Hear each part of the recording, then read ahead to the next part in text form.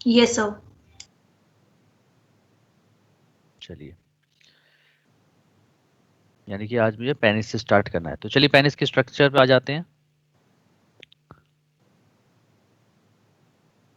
और देखिए, ये है ट्रांसफर सेक्शन ऑफ पेनिस। हमने क्या करा, पेनिस का जो ट्रांसफर सेक्शन लिया। तो बेटा जो पेनिस है पहली बात एक बात समझिए, छोटे छोटे पॉइंट्स को सुनना है आप लोगों को, एक एक पॉइंट आपके सबके दिमाग में आएगा, बहुत अच्छा करके चैप्टर पढ़ाऊंगा मैं इसको। देखो बेटा, पेनिस क्या है? पेनिस है मेल कोपुलेटरी ऑर्गन। हमने इसको मेल कोपुलेटरी ऑर्गन क्यों कहा? क्योंकि पेनिस की हेल्प से मेल अपने स्पर्म्स को फीमेल की वेजाइना में फिल्ड कर पाता है, और फीमेल के अंदर स्पर्म को फिल्ड करना क्या कहलाता है? कोपुलेशन। इसीलिए इसको कहा जाता है मेल कोपुलेटरी ऑर्गन। क्लियर? दूसरी बात बेटा, जो पेनिस है, पेनिस का जो साइज होता है अबाउट कितना होता है? 15 सेंटीमीटर होता है। कितना होता है बेटा? 15 to 20। हाँ, 15 सेंटीमीटर होता है। अबाउट, अबाउट पर लगा दिया, यानी कि 15 से 20, 15 से 18 इतना होता है। अच्छा, दूसरी चीज बेटा, जो पेनिस होता है ये फ्लैसिड और लिम्प होता है, यानी कि सिकुड़ा हुआ रहता है। बट आफ्टर सेक्सुअल अराउजल, जब सेक्सुअल अराउजल मिलता है तो पैरासिम्पैथेटिक नर्वस सिस्टम एक्टिवेट हो जाता है। और पैरासिम्पैथेटिक नर्वस सिस्टम एक्टिवेट होने की वजह से जो पेनिस है, पेनिस के अंदर होते हैं इरेक्टाइल टिश्यू। कैसे टिश्यू होते हैं? Erectile tissue. उन Erectile। इरेक्टाइल उन इरेक्टाइल टिश्यू के अंदर जो ब्लड सप्लाई है वो इंक्रीज हो जाती है, और जब ब्लड सप्लाई इंक्रीज हो जाती है तो इरेक्टाइल टिश्यू के अंदर क्या हो जाता है? इरेक्शन हो जाता है, जिसकी वजह से पेनिस कैसा हो जाता है? इरेक्ट हो जाता है, हार्ड हो जाता है, एंड रेडी फॉर क्वाइटस और इंटरकोज, और फिर वो इंटरकोज और क्वाइटस के लिए रेडी हो जाता है। क्लियर? तो अगर आपसे ये पूछा जाए कि erection of penis occur due to, तो आप किस पे टिक लगाएंगे? Due to increase blood supply in erectile tissue. Clear? बोलते जाओ, Yes मजा sir। नहीं आ रहा, मजा नहीं आ Yes. रहा, एक ही बच्चा बोल रहा है, सब Yes, लोग sir. बोलो Yes, तो sir. अच्छा। ठीक Yes है। sir। यस अच्छा, सर। दूसरी बात, यस सर। अगर पेनिस के अंदर आप देखें तो पेनिस में आपको तीन कॉर्ड दिखाई देंगी, थ्री कॉर्ड्स दिखाई देंगी। देखिए, दो ऊपर कॉर्ड्स हैं, देखिए मैं आपको मैं येलो कर रहा हूँ। टू कॉर्ड्स ऊपर होती है जिनको हम बोलते हैं कॉर्पोरा कैवर्नोसा। ठीक है? और कॉर्पोरा कैवर्नोसा नंबर में टू होती है, दो होती है नंबर में। ठीक है? और नीचे की तरफ जो होता है ये है कॉर्पोरा स्पॉन्जियोसम, जो नंबर में वन होती है। बेटा, कॉर्पोरा कैवर्नोसा और कॉर्पोरा स्पॉन्जियोसम दोनों के अंदर इरेक्टाइल टिश्यू होते हैं, और इरेक्टाइल टिश्यू में होती है डीप आर्टरीज, जिसके अंदर ब्लड सप्लाई होती है। क्लियर? और बेटा, Yes, sir. जो कॉर्पोरा कैवर्नोसा होते हैं, जो ऊपर के जो डबल वन पेयर हैं, देखो कॉर्पोरा कैवर्नोसा टू है, यानी कि वन पेयर है, और कॉर्पोरा स्पंजोसम का नंबर कितना है? वन है। तो कॉर्पोरा कैवर्नोसा के चारों तरफ कवरिंग होती है, जिसको हम नाम देते हैं ट्यूनिका एल्बुजिनिया, और इनको आपस में सेपरेट कौन करता है? सेप्टम करता है। ठीक है? और नीचे वाला जो कॉर्पोरा स्पंजियोसम है बेटा, इसमें प्रेजेंट होता है एक्सटर्नल यूरिथ्रल ऑरिफिस, जिसके थ्रू यूरिन और स्पर्म डिस्चार्ज होते हैं। क्लियर सब लोगों को? Yes, बोलिए। Yes sir. sir। Yes, sir. ठीक है? और ये ऊपर Yes, sir. Superficial deep vein है, और ये सुपरफिशियल डॉर्सल वेन है। अब क्या होता है बेटा, जो टिप ऑफ पेनिस होता है, पेनिस का जो टिप होता है उसको हम क्या बोलते हैं? उसे बोलते हैं हम ग्लांस पेनिस। क्या बोलते हैं बेटा, जल्दी बताइए? ग्लांस Glance पेनिस। pen. Glass glans penis. penis। और ग्लांस पेनिस के ऊपर एक रिट्रैक्टाइल स्किन होती है जो आगे पीछे मूव कर सकती है, उसको कहा जाता है four skin. Foreskin. Foreskin। Four skin. ठीक है? तो जो ये यूरिथ्रा आया, ये यूरिथ्रा ग्लांस पेनिस में एक्सटर्नल यूरिथ्रल ओरिफिस से बाहर की तरफ खुल जाता है। बात समझ में आई नहीं आई? Yes, sir. ठीक है? Yes sir। तो बेटा, ग्लांस पेनिस में चूंकि एक्सटर्नल यूरिथ्रल ओरिफिस है, तो बताओ ग्लांस पेनिस में कॉर्पोरा कैवर्नोसा होगा, ये एक्सटेंडेड पार्ट कॉर्पोरा कैवर्नोसा का है, या एक्सटेंडेड पार्ट कॉर्पोरा स्पंजियोसम का है? Corpus spongiosum. यस, स्पंजियोसम का। Spongiosum। क्यों? क्योंकि कॉर्पोरा स्पंजियोसम के पास एक्सटर्नल यूरिथ्रल ओरिफिस है। क्लियर है आप लोगों को? Urethral orifice. क्लियर है? बोलिए। Yes sir। Yes, अच्छा, sir. दूसरी बात और सुनिए। देखिए यस बेटा, सर। कॉर्पोरा कैवर्नोसा और कॉर्पोरा स्पंजियोसम की अगर हम पोजीशन की बात करें, तो कॉर्पोरा कैवर्नोसा की जो पोजीशन होती है वो क्या होती है? सुपीरियर पोस्टीरियर इन पोजीशन होती है। क्या होती है? सुपीरियर पोस्टीरियर इन पोजीशन होती है। ठीक है? सुपीरियर पोस्टीरियर इन पोजीशन का मतलब क्या हुआ? इधर देखिए,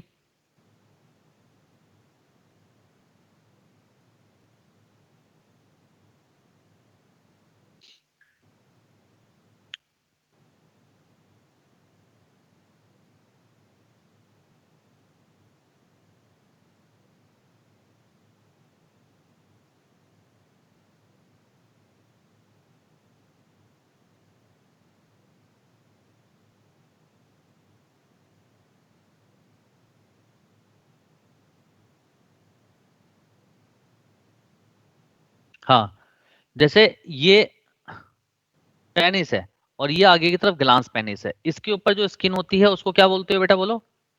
four four skin. Skin. Four four skin, skin. ठीक है। तो बेटा कॉर्पोरा कैवर्नोसा, देखो दो कॉर्ड थी, एक थी कॉर्पोरा कैवर्नोसा जो कि नंबर में कितनी थी, 2 थी, और दूसरी थी 2 बेटा कॉर्पोरा कॉर्पोरस स्पॉन्जियोसम 1 कॉर्पोरा स्पॉन्जियोसम जिसका नंबर कितना था, 1। 1 ठीक है। अब होता क्या है, देखिए इसकी जो पोजीशन होती है कॉर्पोरा कैवर्नोसा की, इसकी पोजीशन होती है सुपीरियर पोस्टीरियर इन पोजीशन, सुपीरियर पोस्टीरियर इन पोजीशन, और कॉर्पोरा स्पॉन्जियोसम की पोजीशन होती है इंफीरियर एंटीरियर इन पोजीशन, इंफीरियर एंटीरियर इन पोजीशन। बात समझ में आई? तो आप इधर देखिए, अगर हम इस पेनिस की बात करें तो पेनिस का ये पोस्टीरियर पार्ट है और ये एंटीरियर पार्ट है ना? और पोस्टीरियर के ये वाला पार्ट जो ऊपर का है ये सुपीरियर पार्ट है और ये नीचे वाला इंफीरियर पार्ट है। ऐसे ही एंटीरियर का ये ऊपर वाला पार्ट सुपीरियर है और नीचे वाला पार्ट क्या है, इंफीरियर है। तो अगर आप पोजीशन की बात करते हो तो कॉर्पोरा कैवर्नोसा की पोजीशन क्या है, सुपीरियर पोस्टीरियर, यानी कि पोस्टीरियर एंड सुपीरियर, यानी कि यहां पर प्रेजेंट होगा क्या, कॉर्पोरा कैवर्नोसा। अरे बात समझ में आ रही नहीं आ रही है? Yes yes sir. सर। ठीक है, इसका मतलब ये क्या बनाएगा, कॉर्पोरा कैवर्नोसा थिकनेस बनाएगा पेनिस की, यानी कि पेंडुलस मास बनाएगा। और कॉर्पोरा स्पॉन्जियोसम की पोजीशन इंफीरियर एंटीरियर, यानी कि ये पोजीशन यहां पर प्रेजेंट होगा कॉर्पोरा स्पॉन्जियोसम। नहीं बात समझ में आई आप लोगों को? Yes sir. यस बोलो। सर। अच्छा, दूसरी चीज बेटा, अगर हम पेनिस के उसकी बात करें नेक की, तो नेक क्या है, ये नेक ऑफ पेनिस, ये नेक है। तो बेटा नेक में क्या होती हैं, छोटी छोटी ग्लैंड्स होती हैं जिनको हम नाम देते हैं टाइसन ग्लैंड। क्या नाम देते हैं, टाइसन ग्लैंड। Tyson gland. और ये टाइसन ग्लैंड जो होती हैं बेटा, ये टाइसन ग्लैंड सेक्रेट करती हैं क्या, एक व्हाइट कलर का सेक्रेशन सेक्रेट करती हैं जिसको बोलते हैं स्मिग्मा। क्या बोलते हैं, स्मिग्मा। स्मिग्मा। ठीक है। तो ज्यादातर जो बैक्टीरियल इन्फेक्शन के चांस रहते हैं वो नेक रीजन में होने के रहते हैं। ठीक है, चलिए स्टार्ट हो जाते हैं। तो बेटा वही चीज मैंने यहाँ पर बताई है, अब मैं आपको पढ़कर सुनाता हूँ, सारी बातें आपको क्लियर हो जाएंगी।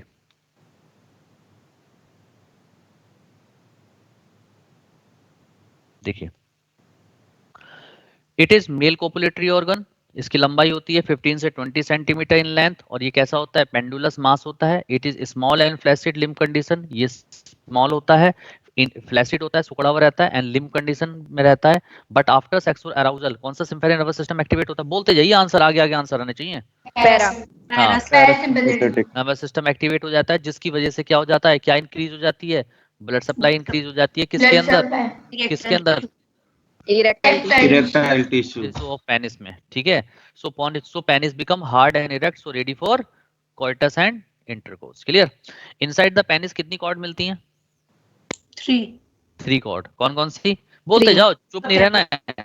Yes, corpora cavernosa cavernosa. एक spongiosum. Corpora spongiosum. Corpora cavernosa number में कितनी है, 1 2 पेयर्ड। 2। ठीक है, ठीक है। और पोजीशन कैसी है, सुपीरियर पोस्टीरियर पोजीशन, और इसकी सुपीरियर पोजीशन, पोस्टीरियर। और इसकी पोजीशन कब आएगी, व्हेन पेनिस इज इरेक्ट, जब पेनिस इरेक्ट होता है तभी पोजीशन शो होगी। ठीक है, जब वो फ्लैसिड कंडीशन में होगा तब उसकी पोजीशन नहीं आएगी। क्लियर?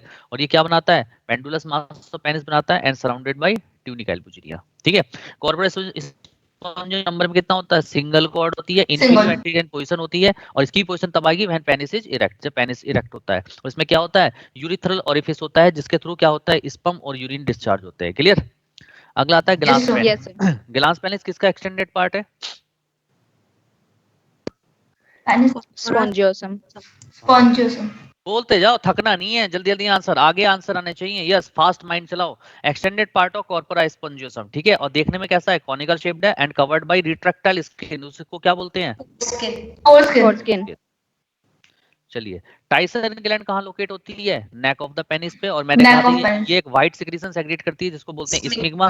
ठीक है, स्मिग्मा। जब और सब due to microbial infection in smegma, irritation and inflammation occur in the glans penis. ठीक है, चलिए अब आते हैं एसेसरी ग्लैंड ऑफ मेल। आप क्या आती हैं, एक्सेसरी ग्लैंड्स ऑफ मेल। हाँ, तो 3 एसेसरी ग्लैंड्स होती हैं मेल के अंदर, समाइनल वेसिकल, प्रोस्टेट ग्लैंड, और थर्ड कौन सी थी, कॉपर्स ग्लैंड और corpus. Bulbo urethral gland. Clear? चलिए बता देते हैं बहुत आसान से।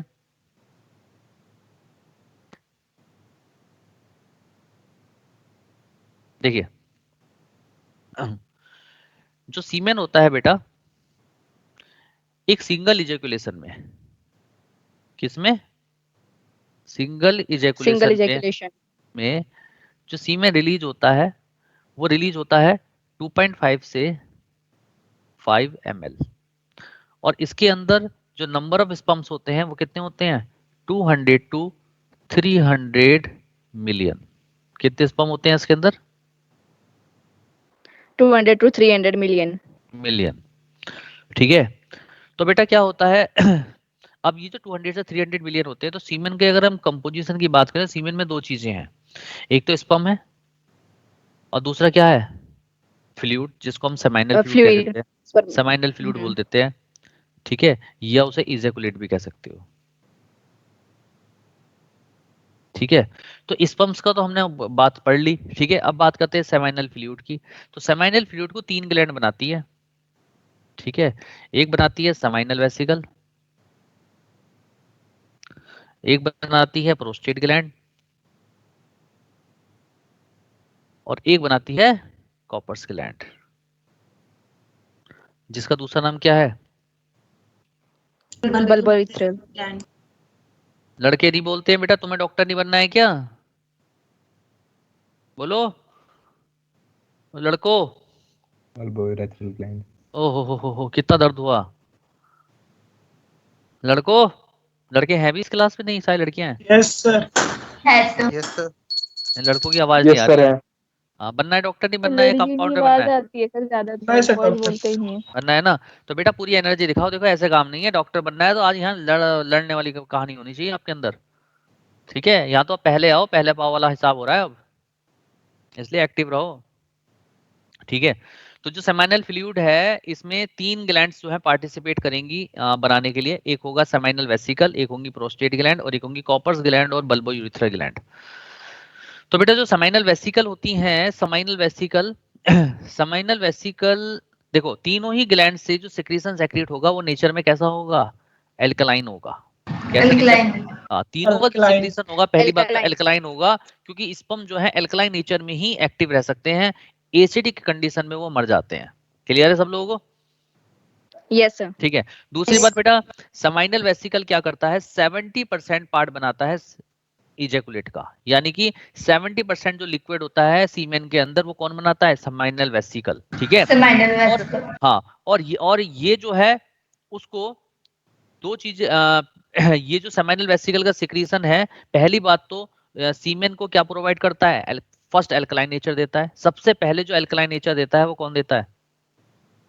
Seminal vesicle. Seminal vesicle. Seminal vesicle fluid, जिसको हम बोलते हैं सेमाइनल फ्लूइड, राइट। दूसरा और क्या काम है? ये इसका जो फ्लूइड होता है सेमाइनल वेसिकल का, ये जो सीमेन होता है उसको स्टिकी अपीयरेंस देता है। क्या प्रोवाइड करता है?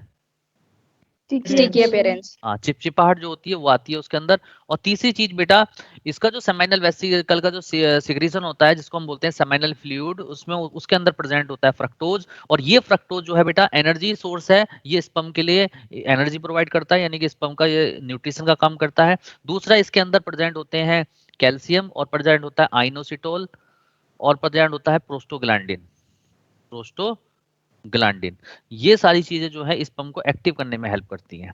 तो इस तरीके से 3 काम हो गए इसके। पहले तो फर्स्ट एल्कलाइन नेचर प्रोवाइड करी इसने, सेकंड स्टिकी अपीयरेंस प्रोवाइड करी, और थर्ड इसने फ्रक्टोज प्रोवाइड किया, फोर्थ इसने कैल्शियम, आइनोसिटोल और प्रोस्टोग्लैंडिन होते हैं जो स्पर्म को एक्टिव करते हैं। इस तरीके से सेमाइनल वेसिकल 70% पार्ट बनाकर ये सारे फंक्शंस को परफॉर्म करता है। क्लियर है सबको? Yes sir.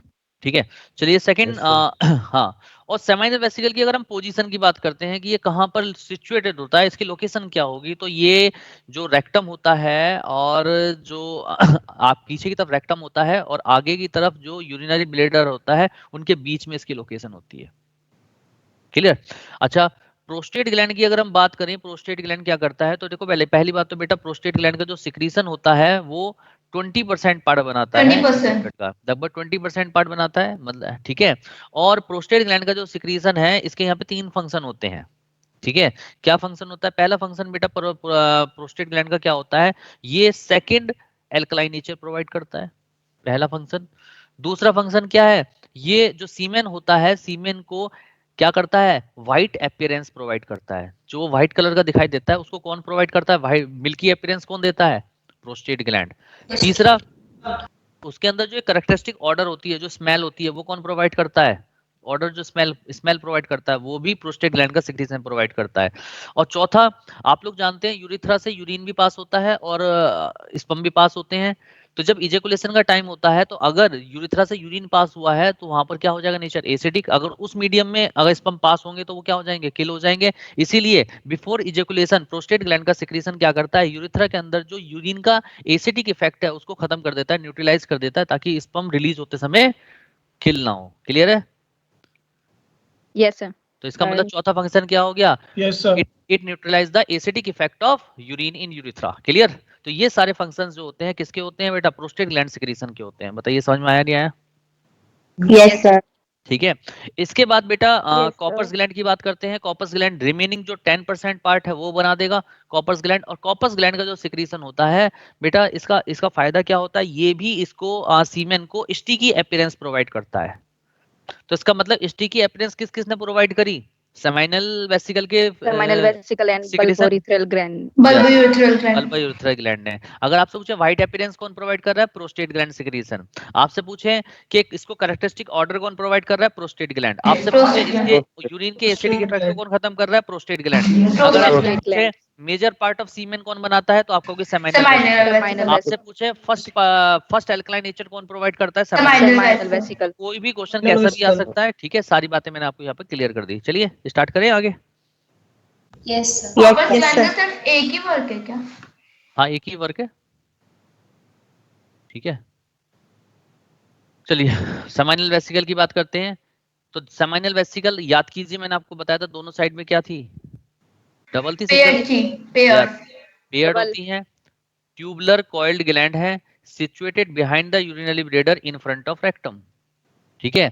यानी कि यूरिनरी ब्लैडर के पीछे होती हैं और फ्रंट ऑफ रेक्टम होती है। यानी कि Front क्या of क्या, rectum. यानी कि क्या लोकेशन हो गई, यूरिनरी ब्लैडर और रेक्टम के बीच में। अरे नहीं, बात समझ में आई? yes sir Yes, sir. ठीक है।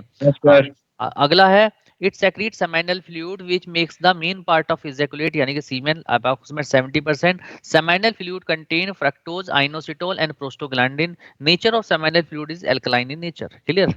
चलिए इसके Yes, बाद sir. आता है प्रोस्टेट ग्लैंड। देखिए याद करिए, मैंने आपको बताया था कि जहां पर इजैकुलेटरी डक्ट दोनों तरफ से Unpaired होता इजैकुलेटरी है डक्ट, नहीं एक बार सुन लीजिए, जब दोनों तरफ से इजैकुलेटरी डक्ट आई थी और ऊपर से यूरिनरी ब्लैडर की डक्ट आई थी, तो आपस में मिलने के बाद क्या बनी थी, यूरिथ्रा बनी थी।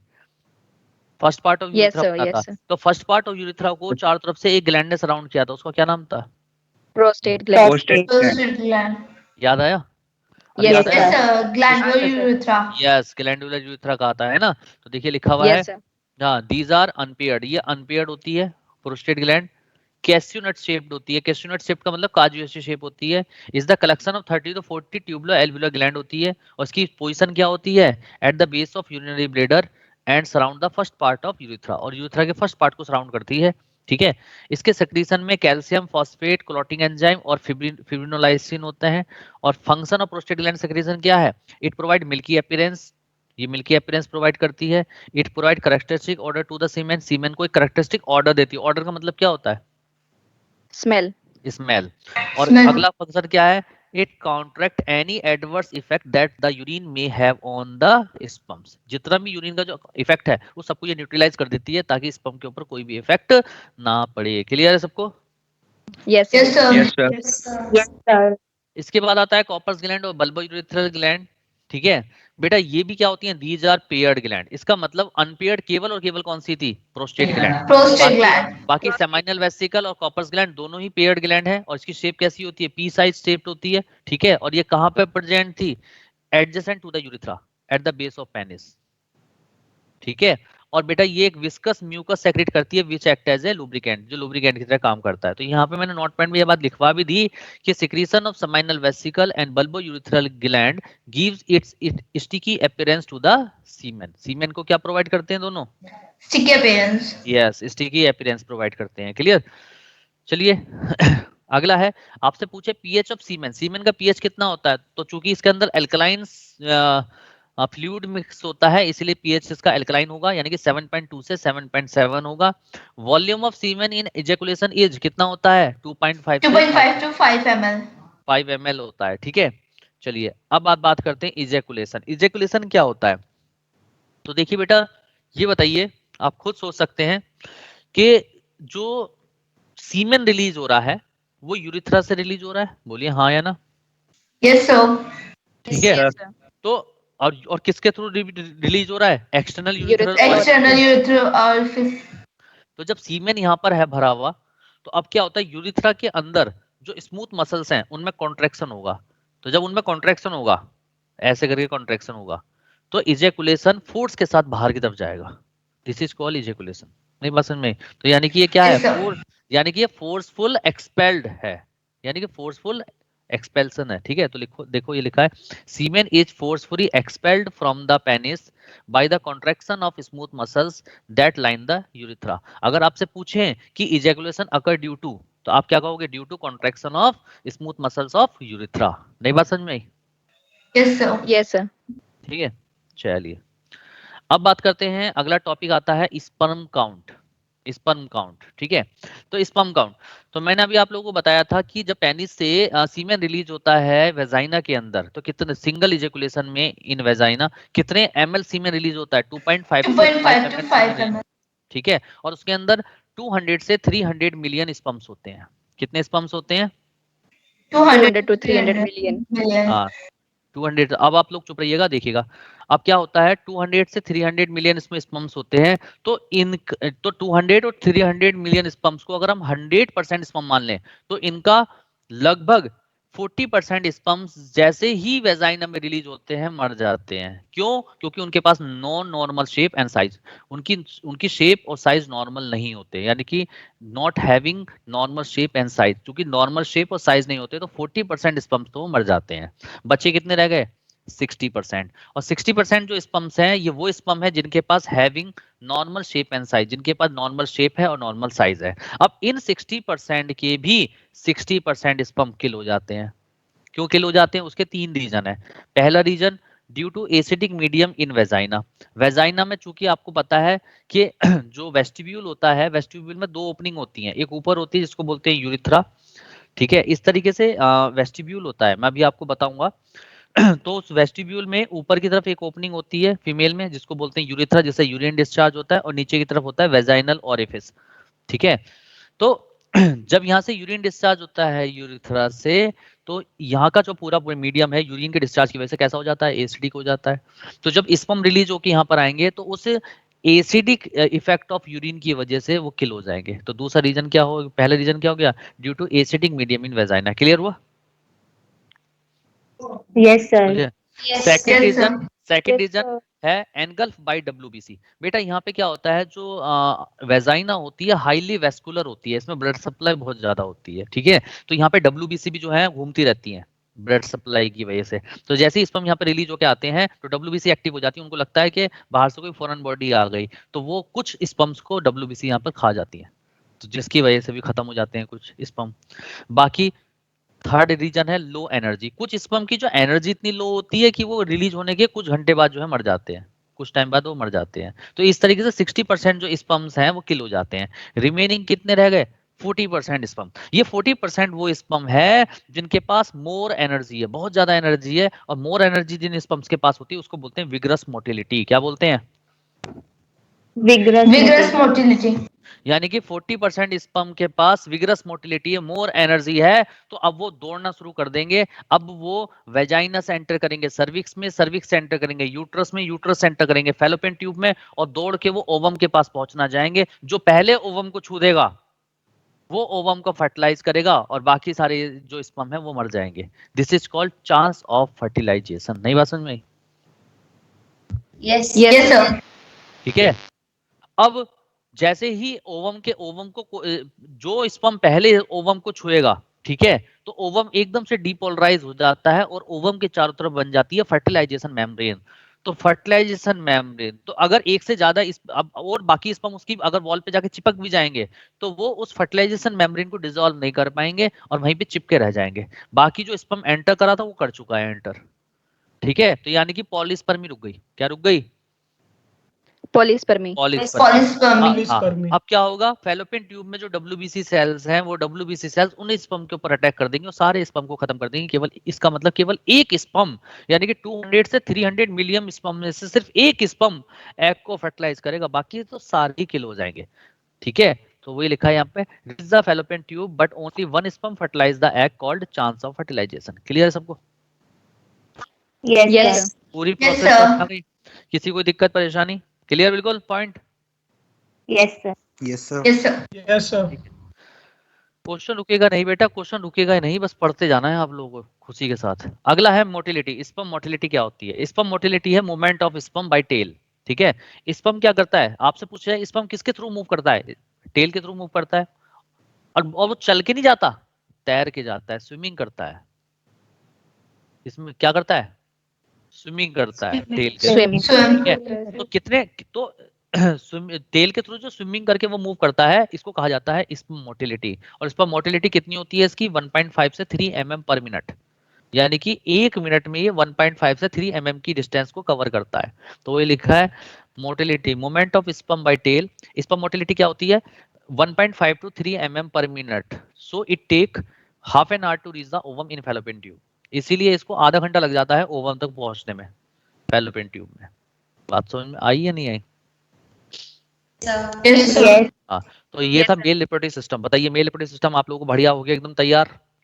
Yes sir. यस ठीक है, सर। हमें क्लास में याद करके चलना है। सब याद हो गया? चलिए अब स्टार्ट करते हैं अगला टॉपिक, जिसको बोलते हैं फीमेल रिप्रोडक्टिव सिस्टम। हमको इस चैप्टर में सबसे ज्यादा जो पढ़ना है वो फीमेल के बारे में ही पढ़ना है, क्योंकि मेल का बस यहाँ तक ही काम होता है, बाकी सारा फीमेल का होता है। तो हमें फीमेल रिप्रोडक्टिव सिस्टम को डिटेल में पढ़ना है, ठीक है। तो अब बात करते हैं फीमेल रिप्रोडक्टिव सिस्टम। करते हैं start female reproductive system. Yes, sir. ठीक है, चलिए। तो मैं कुछ डायग्राम पहले दिखाऊंगा आपको, डायग्राम से आपके दिमाग में विजुअलाइजेशन क्रिएट होंगे और उसके बाद पढ़ाने में फिर मुझे मजा आएगा, क्योंकि आप उस तरीके से सोच पाओगे।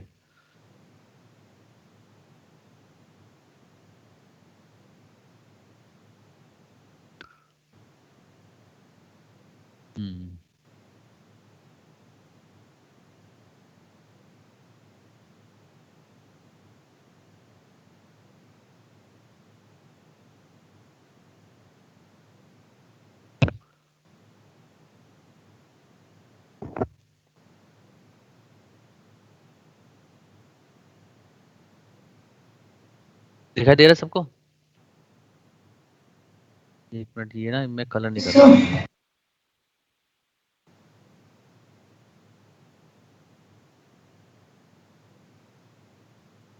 दिख रहा है सबको? Yes, sir.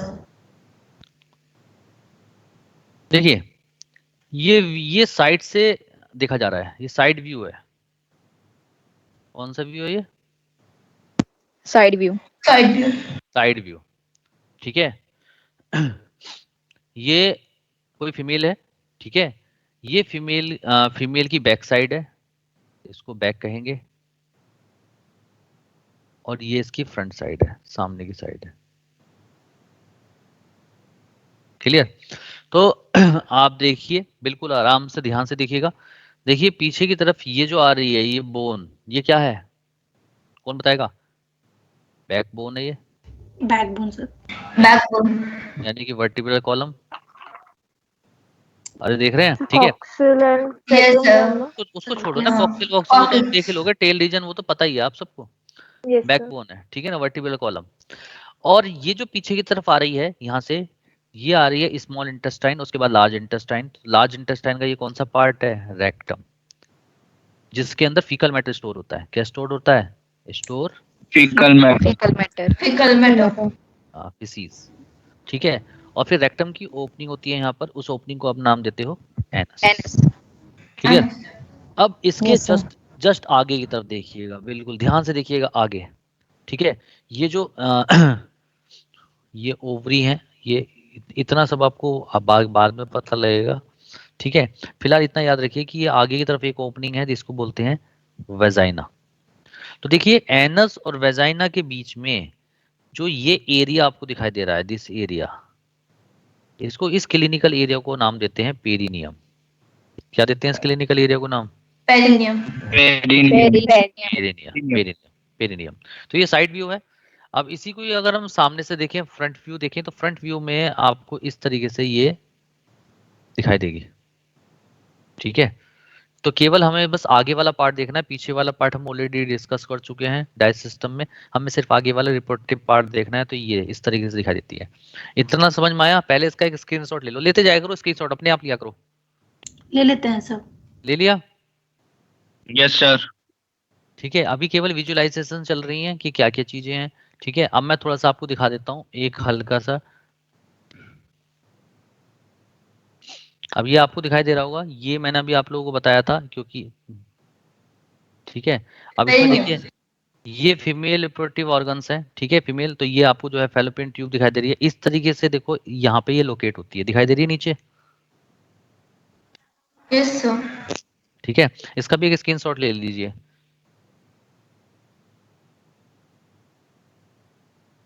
अब पता लगा ना कैसे दिखाई देता है ये? Yes sir. ठीक है, चलिए हटा दूं। Yes sir. यस अब सर। हाँ, अब देखिएगा मैं,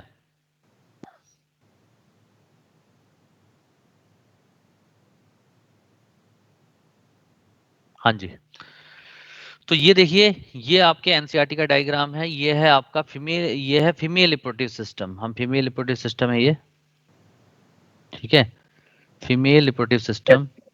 ठीक है, अब बिल्कुल ध्यान से देखिएगा, मैं एक एक करके पॉइंट बताऊंगा सारे।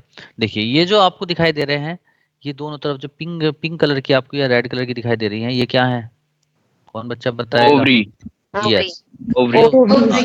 ये होती है ओवरी। ठीक है, सुनते जाइएगा। और ओवरी से पहले ये जो आपको दिखाई दे रहा है, ठीक है, ये फीमेल रिप्रोडक्टिव सिस्टम किस पार्ट में रखा हुआ है? पेल्विक पार्ट में रखा है, पेल्विक रीजन में रखा हुआ है। पेल्विक रीजन ऑफ फीमेल, या दूसरे वर्ड में कह सकते हो पेल्विस रीजन ऑफ फीमेल, एक ही बात है। ठीक है, ठीक है, अभी आप लोग सब म्यूट कर दो प्लीज, मुझे डिस्टर्ब हो रहा है, मैं पढ़ा नहीं पाऊंगा ऐसे। आप म्यूट रखो, जब मैं आपसे पूछूंगा तब आप आंसर दीजिएगा, है ना?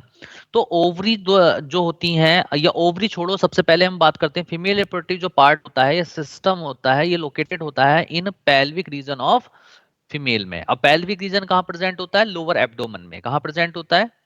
लोअर एब्डोमेन में। ठीक है, अब क्या होता है बेटा, ये देखो दोनों साइड में आपको ओवरी दिखाई दे रही हैं। ठीक है, देखो ओवरी का नंबर 2 होते हैं, वन ओवरी ये है, सेकंड ओवरी ये, यानी कि वन पेयर ओवरी होती है। और इन ओवरी की शेप कैसी होती है? इन ओवरी की शेप होती है आलमंड शेप, जैसे बादाम का दाना होता है, बादाम का दाना उसकी तरह होती है, आलमंड शेप, फ्लैट स्ट्रक्चर है ये। अब आपको समझ में आ गया होगा, बादाम का दाना कभी गोल नहीं होता। ठीक है, तो जैसा बादाम का दाना होता है वैसी शेप होती है, यानी कि ये आलमंड शेप फ्लैट स्ट्रक्चर है, लोकेटेड एट लोअर एब्डोमेन। कहां पे लोकेटेड होती है? लोअर एब्डोमेन पे, लोअर एब्डोमेन पे प्रेजेंट होती है। And attach with abdominal wall bye A connective tissue. ये एक कनेक्टिव टिश्यू के थ्रू एब्डोमिनल वॉल के साथ कनेक्ट हो जाती है, और इस कनेक्टिव टिश्यू को आप नाम देते हो मीजो ओवेरियम। क्या नाम देते हो? मीजो ओवेरियम। मीजो ओवेरियम। हाँ, मीजो ओवेरियम, मीजो ओवेरियम। ठीक है, बात समझ में आई? तो यानी कि जो ओवरी है लोअर एब्डोमेन में, एब्डोमिनल वॉल से अटैच किस कनेक्टिव टिश्यू से है? मीजो ओवेरियम के थ्रू है। ठीक है, और ओवरी के बेटा 2 पार्ट होते हैं, एक आउटर पार्ट होता है, एक इनर पार्ट होता है। देखिए मैंने 2 में डिवाइड कर दिया। जो आउटर वाला पार्ट होता है इसको हम बोलते हैं कॉर्टेक्स। ठीक है, और जो इनर वाला पार्ट होता है इसको हम नाम देते हैं मेड्यूला। मेड्यूला। तो बेटा जो कॉर्टेक्स पार्ट होता है, यानी कि जो पेरिफेरल पार्ट ओवरी का होता है, इसके अंदर प्रेजेंट होती हैं ओवेरियन फॉलिकल सेल्स, जिनको हम ऊगोनिया बोलते हैं। क्या प्रेजेंट होती हैं? ओवेरियन फॉलिकल सेल्स, जिनको बोलते हैं ऊगोनिया।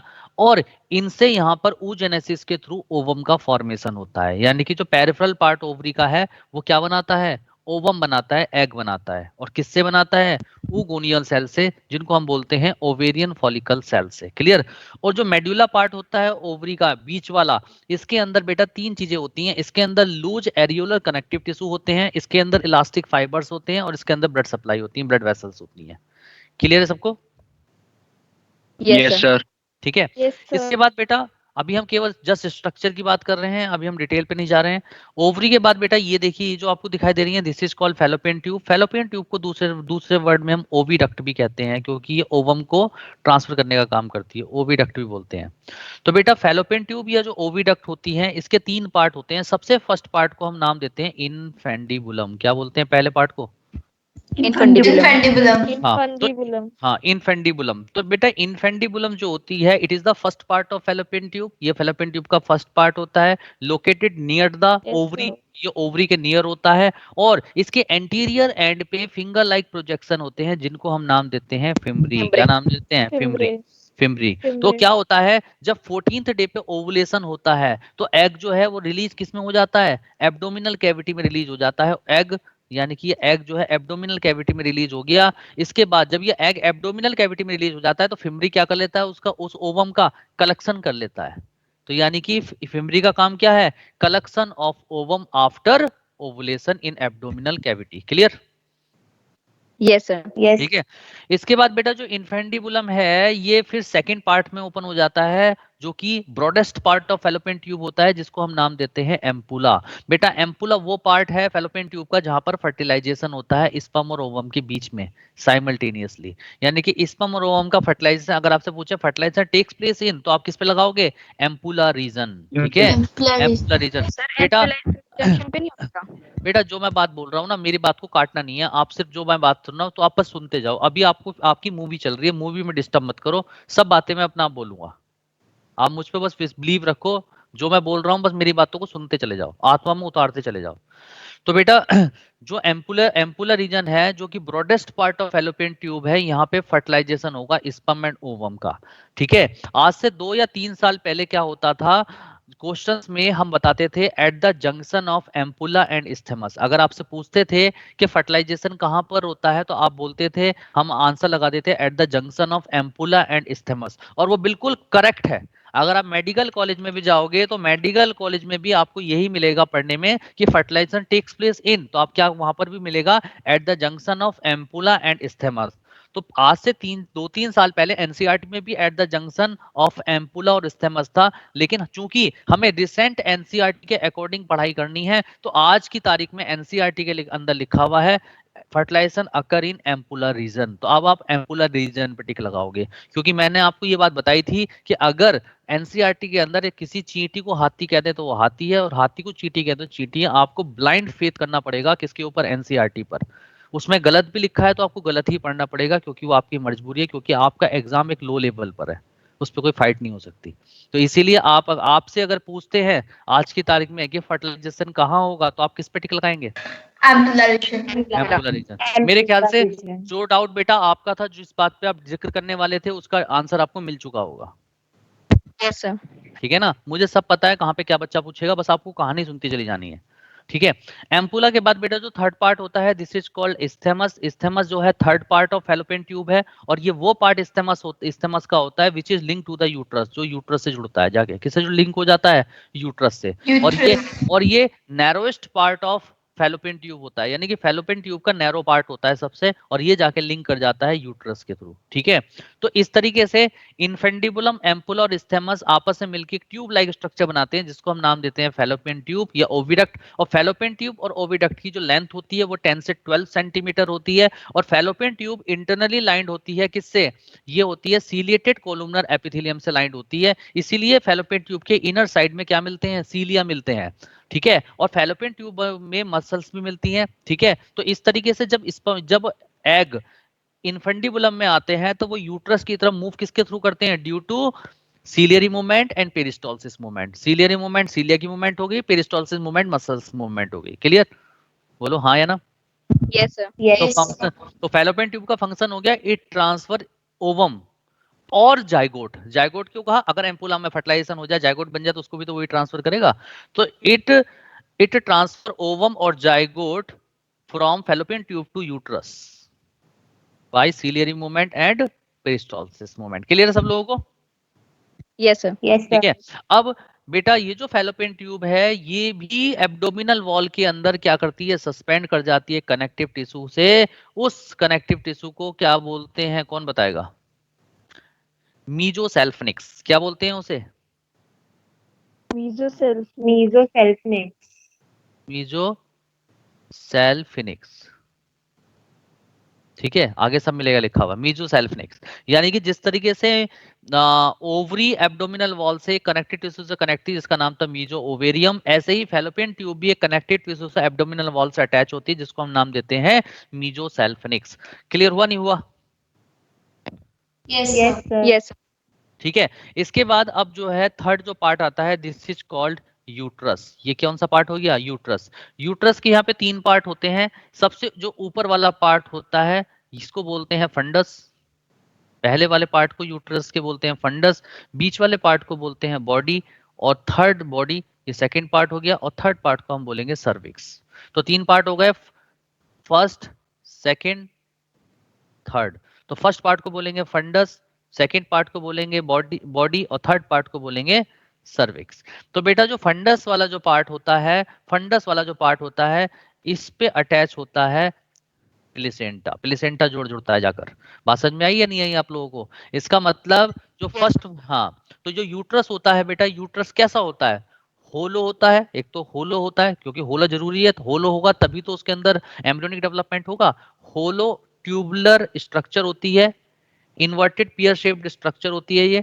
और इसका जो फर्स्ट पार्ट होता है फंडस, यहाँ पर क्या होता है? इम्प्लांटेशन होता है। क्या होता है बेटा? इम्प्लांटेशन होता है। अगर आपसे पूछें कि यूट्रस के किस पार्ट में इम्प्लांटेशन होता है तो आप किस पे टिक लगाओगे? फंडस। और किस स्टेज में इम्प्लांटेशन होता है? ब्लास्टुला स्टेज में, यानी कि ब्लास्टोसिस स्टेज में, आफ्टर 7 डेज ऑफ फर्टिलाइजेशन। यानी कि फर्टिलाइजेशन जब होता तो उसके 7 डेज बाद, यानी कि 7 दिन बाद ब्लास्टोसिस स्टेज में जो इम्प्लांटेशन होगा वो कहां पर होगा? फंडस पार्ट ऑफ यूट्रस में होगा। बात समझ में आई नहीं है आपको? ठीक है। Yes, sir. अच्छा, ये जो फंडस पार्ट है, जो ऊपर वाला जो आपको पार्ट दिखाई दे रहा है फंडस पार्ट, ये कहां पे लोकेटेड है? ये अबव साइड पे लोकेटेड है। कहां? Above the opening of fallopian tube. जहां पे फैलोपियन ट्यूब खुल रही है उसके ऊपर की तरफ का जो पार्ट होता है, दिस इज कॉल्ड फंडस। नहीं बात समझ में आई बात? Yes, sir. ठीक है। अच्छा, सेकंड पार्ट जो होता है बेटा वो बॉडी होता है, और थर्ड पार्ट होता है सर्विक्स। बेटा जो थर्ड पार्ट आपको सर्विक्स दिखाई दे रहा है इस, ठीक है, ये जो सर्विक्स है, सर्विक्स के अंदर जो कैनाल होती है उसको नाम देते हैं हम सर्वाइकल कैनाल। क्या नाम देते हैं? Cervical canal. Cervical canal. Cervical हाँ, canal. और ये नीचे की तरफ होती है वेजाइना। तो सर्वाइकल कैनाल और वेजाइना आपस में मिलकर बर्थ कैनाल बना देते हैं at the time of birth, जिसकी वजह से बच्चे का जन्म हो पाता है। Yes, बात sir. समझ में आई नहीं आई? और सर्वाइकल जो कैनाल होती है बेटा, सर्वाइकल कैनाल, इसमें 2 तरीके का, एक मिनट रुको, इसमें बना नहीं रखा, कोई बात नहीं। इतनी बात आप लोगों को समझ में आ गई नहीं आई? Yes, sir. ठीक Yes, है। sir. हाँ, अब इसी स्ट्रक्चर को बहुत मॉडिफाई फॉर्म में मैंने बनवाया था, मैं उस फॉर्म पे उस पे लेके जा रहा हूँ। ये रही वो स्ट्रक्चर। क्लियर? इसमें आपको हर चीज दिखाई देगी, इसलिए मैंने यहाँ पे लेके आया हूँ। तो इधर देखिए, ये जो आपको जो मैंने येलो किया है दोनों साइड में, ये जो है बेटा, ये कौन सी स्ट्रक्चर है आप बता दें, बोलते जाएं जरा। Ovary. Yes, Ovary. ये ओवरी है, Ovary. और ओवरी 1 पेयर होती हैं, और ये आलमंड शेप फ्लैट स्ट्रक्चर होती हैं। और कहाँ पे लोकेटेड होती हैं? लोअर पार्ट ऑफ एब्डोमेन में, और एब्डोमिनल वॉल से किसके थ्रू कनेक्ट होती हैं? मीजो ओवेरियम के थ्रू। Mesoovarium. क्लियर? इसके बाद बेटा जो फैलोपियन ट्यूब होती है, फैलोपियन के फर्स्ट पार्ट को हम बोलते हैं इनफंडिबुलम। ठीक है। इनफंडिबुलम जो होता है बेटा फर्स्ट पार्ट ऑफ क्या होता है? फैलोपियन ट्यूब होता है। और इसके एंटीरियर एंड जो होता है, अच्छा, इनफंडिबुलम का एंटीरियर एंड फनल शेप्ड होता है। एंटीरियर एंड कैसा होता है इसका? फनल शेप्ड होता है, यानी कि चौड़ा होता है, और उसके ऊपर फिंगर लाइक प्रोजेक्शन मिलती है जिनको हम नाम देते हैं फिम्बरी। और फिम्बरी का काम क्या होता है बेटा? Collection of ovum after ovulation in abdominal cavity. Clear? तो इसके बाद इनफेंडिबुलम पीछे की तरफ एक ब्रॉडेस्ट पार्ट से कनेक्ट हो जाता है जिसको हम नाम देते हैं एम्पुला। और एम्पुला रीजन में स्पर्म और ओवम के बीच में क्या होता है बेटा? फर्टिलाइजेशन होता है। ठीक है। इसके बाद एम्पुला कनेक्ट हो जाता है इस्थेमस। इस्थेमस जो है narrowest part of fallopian tube होता है, और which is link to the uterus, जो किससे लिंक हो जाता है जल्दी बताएं, यूट्रस से। तो इस तरीके, ठीक है, इस तरीके से इनफंडिबुलम, एम्पुला और स्टेमस मिलकर ओविडक्ट या फैलोपियन ट्यूब बनाती हैं, और फैलोपियन ट्यूब की जो लेंथ होती है वो 10 से 12 सेंटीमीटर 10 होती to है, 12. और फैलोपियन ट्यूब इंटरनली लाइंड होती है सीलिएटेड कोलुमनर एपिथेलियम से, और फैलोपियन ट्यूब एक्सटेंड करती है from peripheral part of ovary to uterus. Clear? Yes, sir. Yes, sir. ठीक है। और फैलोपियन ट्यूब का काम क्या है बेटा? फैलोपियन ट्यूब का काम है इट ट्रांसफर ओवम और एग, इट ट्रांसफर ओवम और zygote to the uterus with the help of ciliary movement and peristalsis movement. Clear है सबको? Yes, sir. Yes, sir. ठीक है। इसके बाद बेटा यूट्रस आ जाता है। ये जो पूरा आपको पार्ट दिखाई दे रहा है, मैं आपको येलो कर देता हूँ, ये पूरा पार्ट जो है बेटा यूट्रस है, पूरा पार्ट यूट्रस है। ठीक है, ये पाला पूरा पार्ट यूट्रस है। ठीक है, इस वाले पार्ट में जो ऊपर वाला जो पार्ट होता है this is called Fundus. Fundus. बेटा फंडस जो है फर्स्ट पार्ट ऑफ यूट्रस होता है, और ये डोम शेप्ड होता है। कैसी शेप होती है इसकी? डोम शेप्ड होता है, and located above the opening of fallopian tube. जहां पे फैलोपियन ट्यूब ओपन हो रही है उसके ऊपर की साइड में ये प्रेजेंट है। और in this part implantation takes place. Implantation. Implantation takes place in blastocyst stage after 7 days of fertilization. Clear? Yes, sir. ठीक है। सेकंड जो पार्ट आपको दिखाई दे रहा है this is called body. Body. ये बॉडी वाला पार्ट है। ठीक है, बॉडी भी मेन पार्ट है। क्यों? क्योंकि जिस वक्त बच्चे का बर्थ होता है तो ये बॉडी क्या करता है, उसको ट्रांसफर करने में हेल्प करती है बाहर की तरफ। ठीक है। थर्ड जो पार्ट है दिस इज कॉल्ड सर्विक्स, और सर्विक्स के अंदर बेटा प्रेजेंट जो कैनाल होती है उसको बोलते हैं सर्वाइकल कैनाल, और सर्वाइकल कैनाल, और नीचे की तरफ होती है वेजाइना। सर्वाइकल कैनाल और वेजाइना मिलकर बर्थ कैनाल बनाती है, और बर्थ कैनाल का काम होता है हेल्प इन पार्चुराइजेशन, यानी कि बच्चे के जन्म में हेल्प करती है। बात समझ में आई आप लोगों को? नहीं आई? Yes, sir. Yes, sir. ठीक है। अब बेटा जो सर्वाइकल कैनाल है, ये सर्वाइकल कैनाल में, अब इधर देखिए डायग्राम में जो मैं बनाने जा रहा हूँ, समझ में आ रहा है बाकी बच्चों को? शांत से बैठ जाते हो बिल्कुल। Yes, sir. Yes, sir. sir.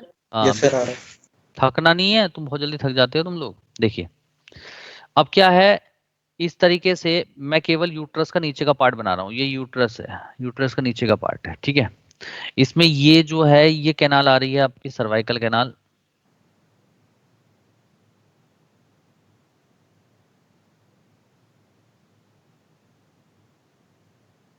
ठीक है, चलिए मैं नाम दे देता हूं पहले सबका। देखिए ये जो है ये वाला पार्ट सर्विक्स है, और सर्विक्स के अंदर जो कैनाल होगी उसे क्या बोलेंगे? Canal. Cervical canal. कैनाल। ये है वेजाइना, और दोनों मिलके क्या बना देंगे? Birth canal. Birth canal. ठीक है, और ये जो सर्विक्स है ये किससे जुड़ा हुआ है? ऊपर क्या है? सर्विक्स से ऊपर क्या है जुड़ा हुआ? Body. Yes, Body. Body. Body. Body. Body.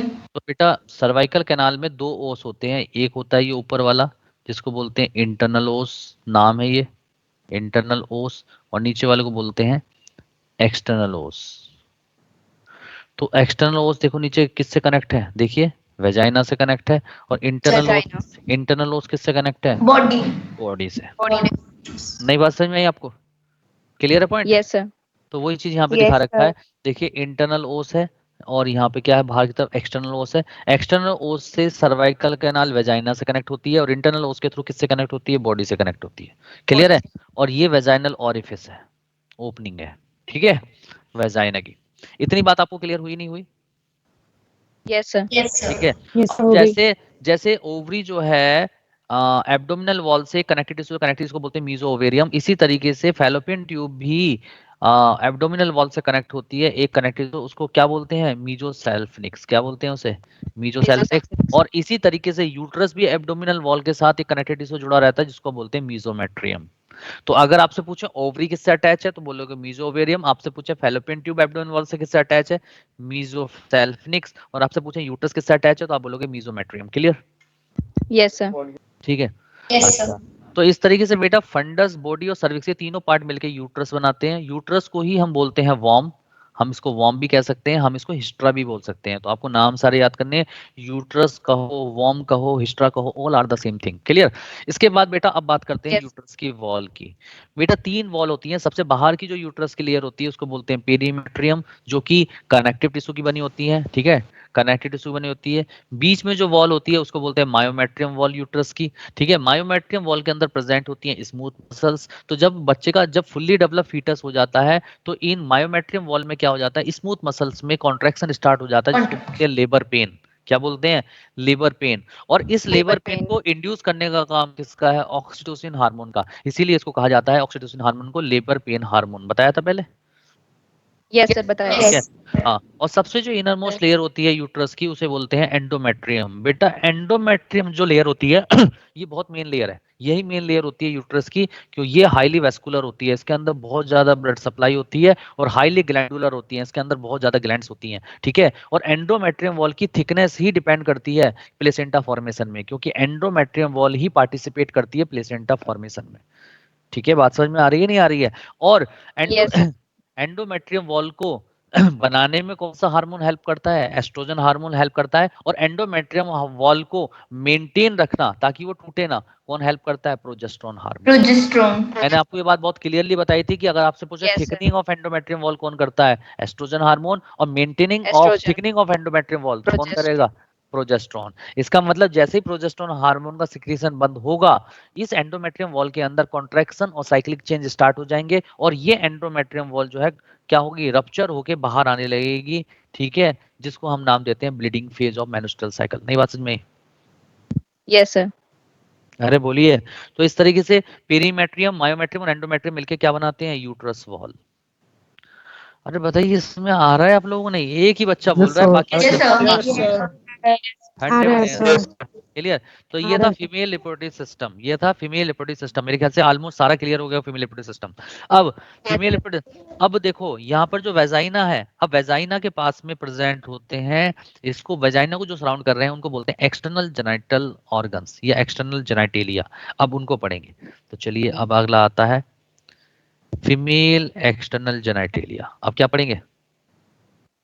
Female external genitalia. Female external है। Female external genitalia. स्टार्ट कर देते हैं। एक मिनट जरा। तो इसकी बात करते हैं। ये देखिए एक एक करके मैं आप लोगों को पूरा लिखूंगा यहाँ पर, आप देखिएगा एक एक स्ट्रक्चर आपको यहीं पे समझ में आ जाएगी। क्वेश्चंस आएंगे तो आपको, ये जो हम बात कर रहे हैं ये है एक्सटर्नल जेनाइटेलिया ऑफ फीमेल, और फीमेल का साइन होता है ये। क्लियर सबको? Yes, sir. ठीक है, तो अब आप बिल्कुल ध्यान से देखिएगा। देखिए अंदर से स्टार्ट करते हैं बिल्कुल। देखिए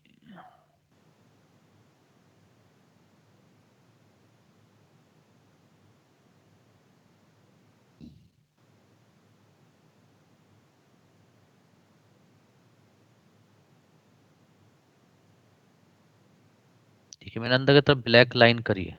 ठीक है, यानी कि जो बिल्कुल आपको क्लियर दिखना स्टार्ट हो जाएगा। ठीक है, ये जो अंदर है इस पार्ट को आप बोलते हैं वेस्टिब्यूल। क्या है बेटा ये? वेस्टिब्यूल। वेस्टिब्यूल एक तरह से डिप्रेशन है या एक कह सकते हो गड्ढा है।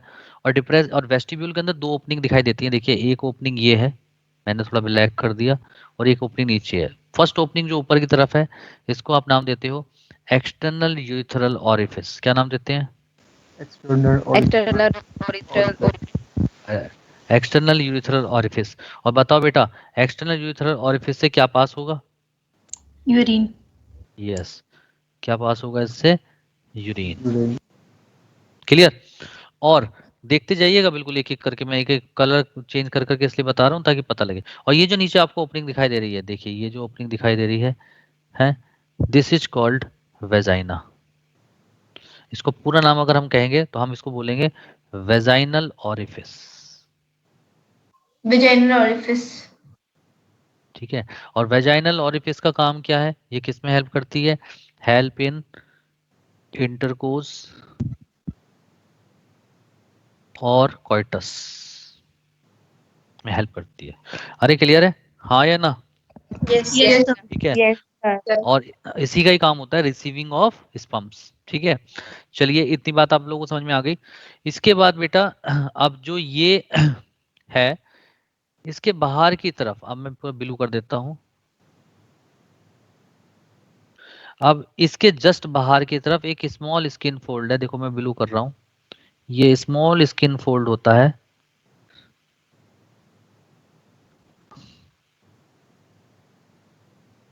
ये जो स्मॉल सा स्किन फोल्ड है, इस स्मॉल स्किन फोल्ड को नाम देते हैं लेबिया माइनोरा। क्या बोलते हैं?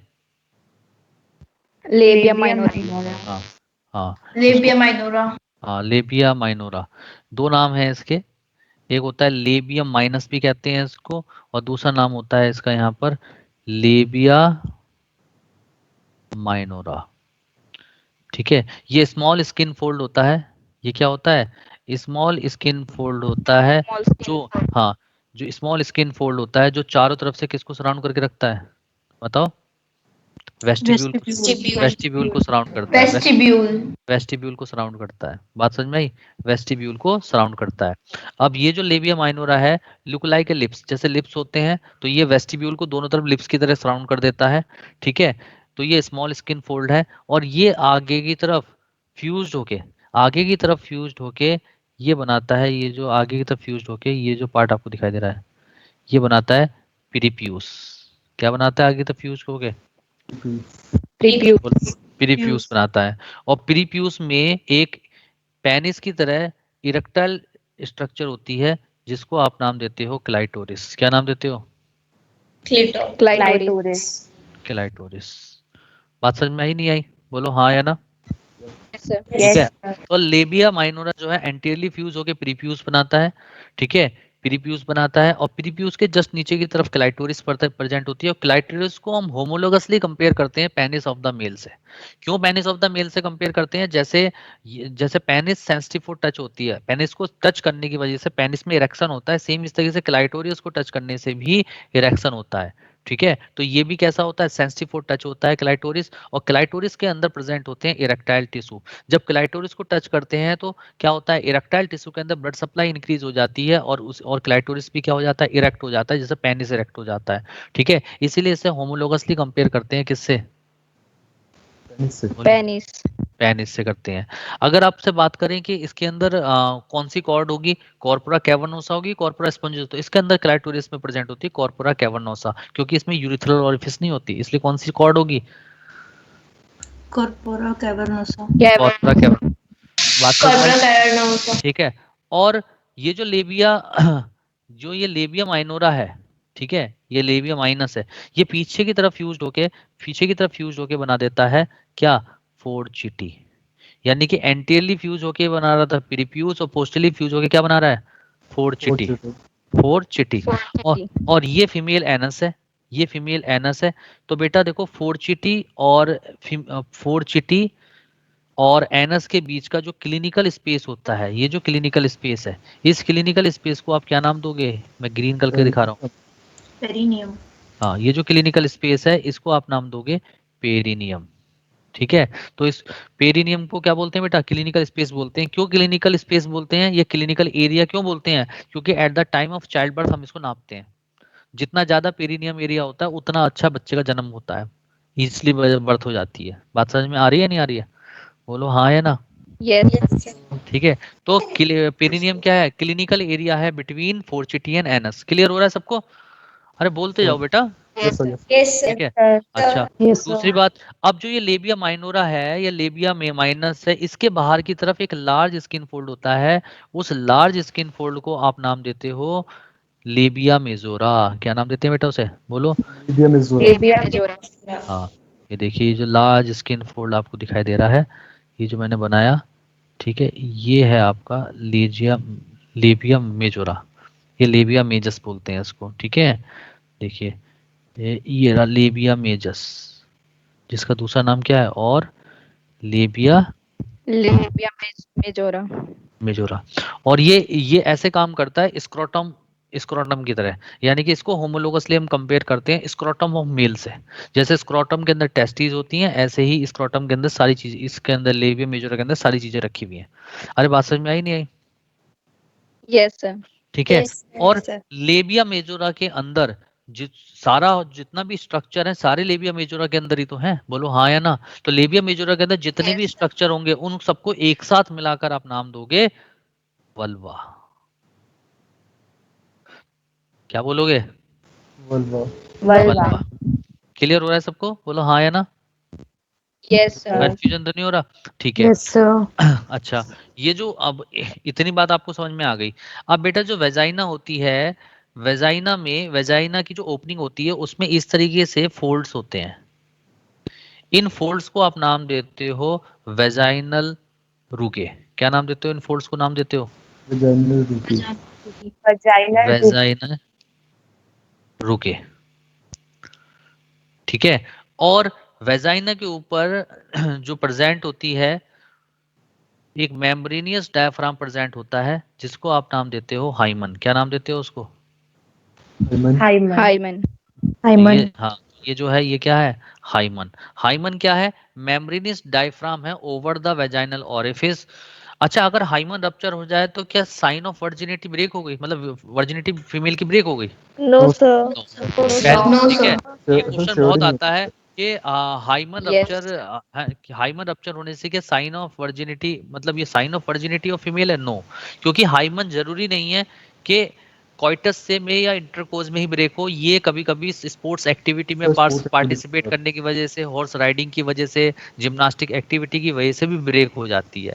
तो यानी कि breakage of hymen is not the sign of virginity because it also break in participate in sports activity. ठीक है। cycling. Gymnastic activity, cycling, horse riding etcetera Horse etcetera. riding. Clear? अरे बोलिए, समझ में आया Yes, नहीं sir. आया? Yes, sir. Yes अच्छा, सर। दूसरी बात, Yes, ये जो sir. अब ये जो ऊपर की तरफ आपको दिखाई दे रहे हैं, दिस इज कॉल्ड, ये है प्यूबिक हेयर्स।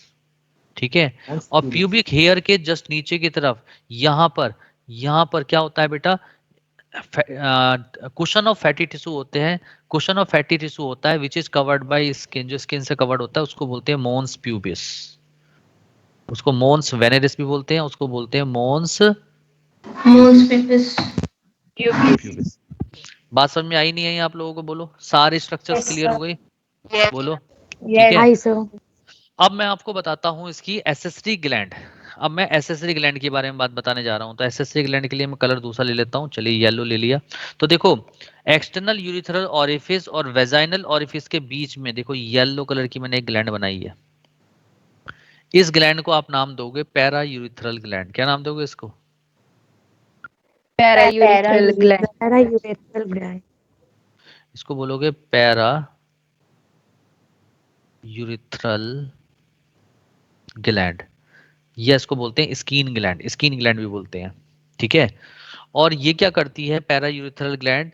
ये यहाँ पे एक सिक्रीशन सिक्रिएट करती है जिसकी वजह से वेस्टिब्यूल लुब्रिकेट हो जाता है, विच हेल्प इन कोपुलेशन, जो कोपुलेशन में हेल्प करता है। नहीं बात समझ में आई? Yes, sir. ठीक है। और इसी तरीके से वेजाइनल ओरिफिस के दोनों तरफ भी एक ग्लैंड होती हैं जिसको हम बोलते हैं ग्रेटर वेस्टिबुलर ग्लैंड। क्या नाम देते हैं? Greater vestibular gland. हाँ। और ग्रेटर वेस्टिबुलर ग्लैंड का भी काम क्या होता है बेटा? बताओ। Lubrication of Lubrication. Vestibule at the time of copulation या इंटरकोर्स। क्लियर? Yes, हाँ sir. या ना? Yes sir. तो बताइए, सारे Yes, sir. Female external genitalia of female आपको क्लियर हो गए सब चीज? आप Yes, इसको sir. आप इसको जूम करके इसका स्क्रीनशॉट ले लीजिए, फिर मैं आप इसके बारे में पढ़ाना स्टार्ट करता हूँ।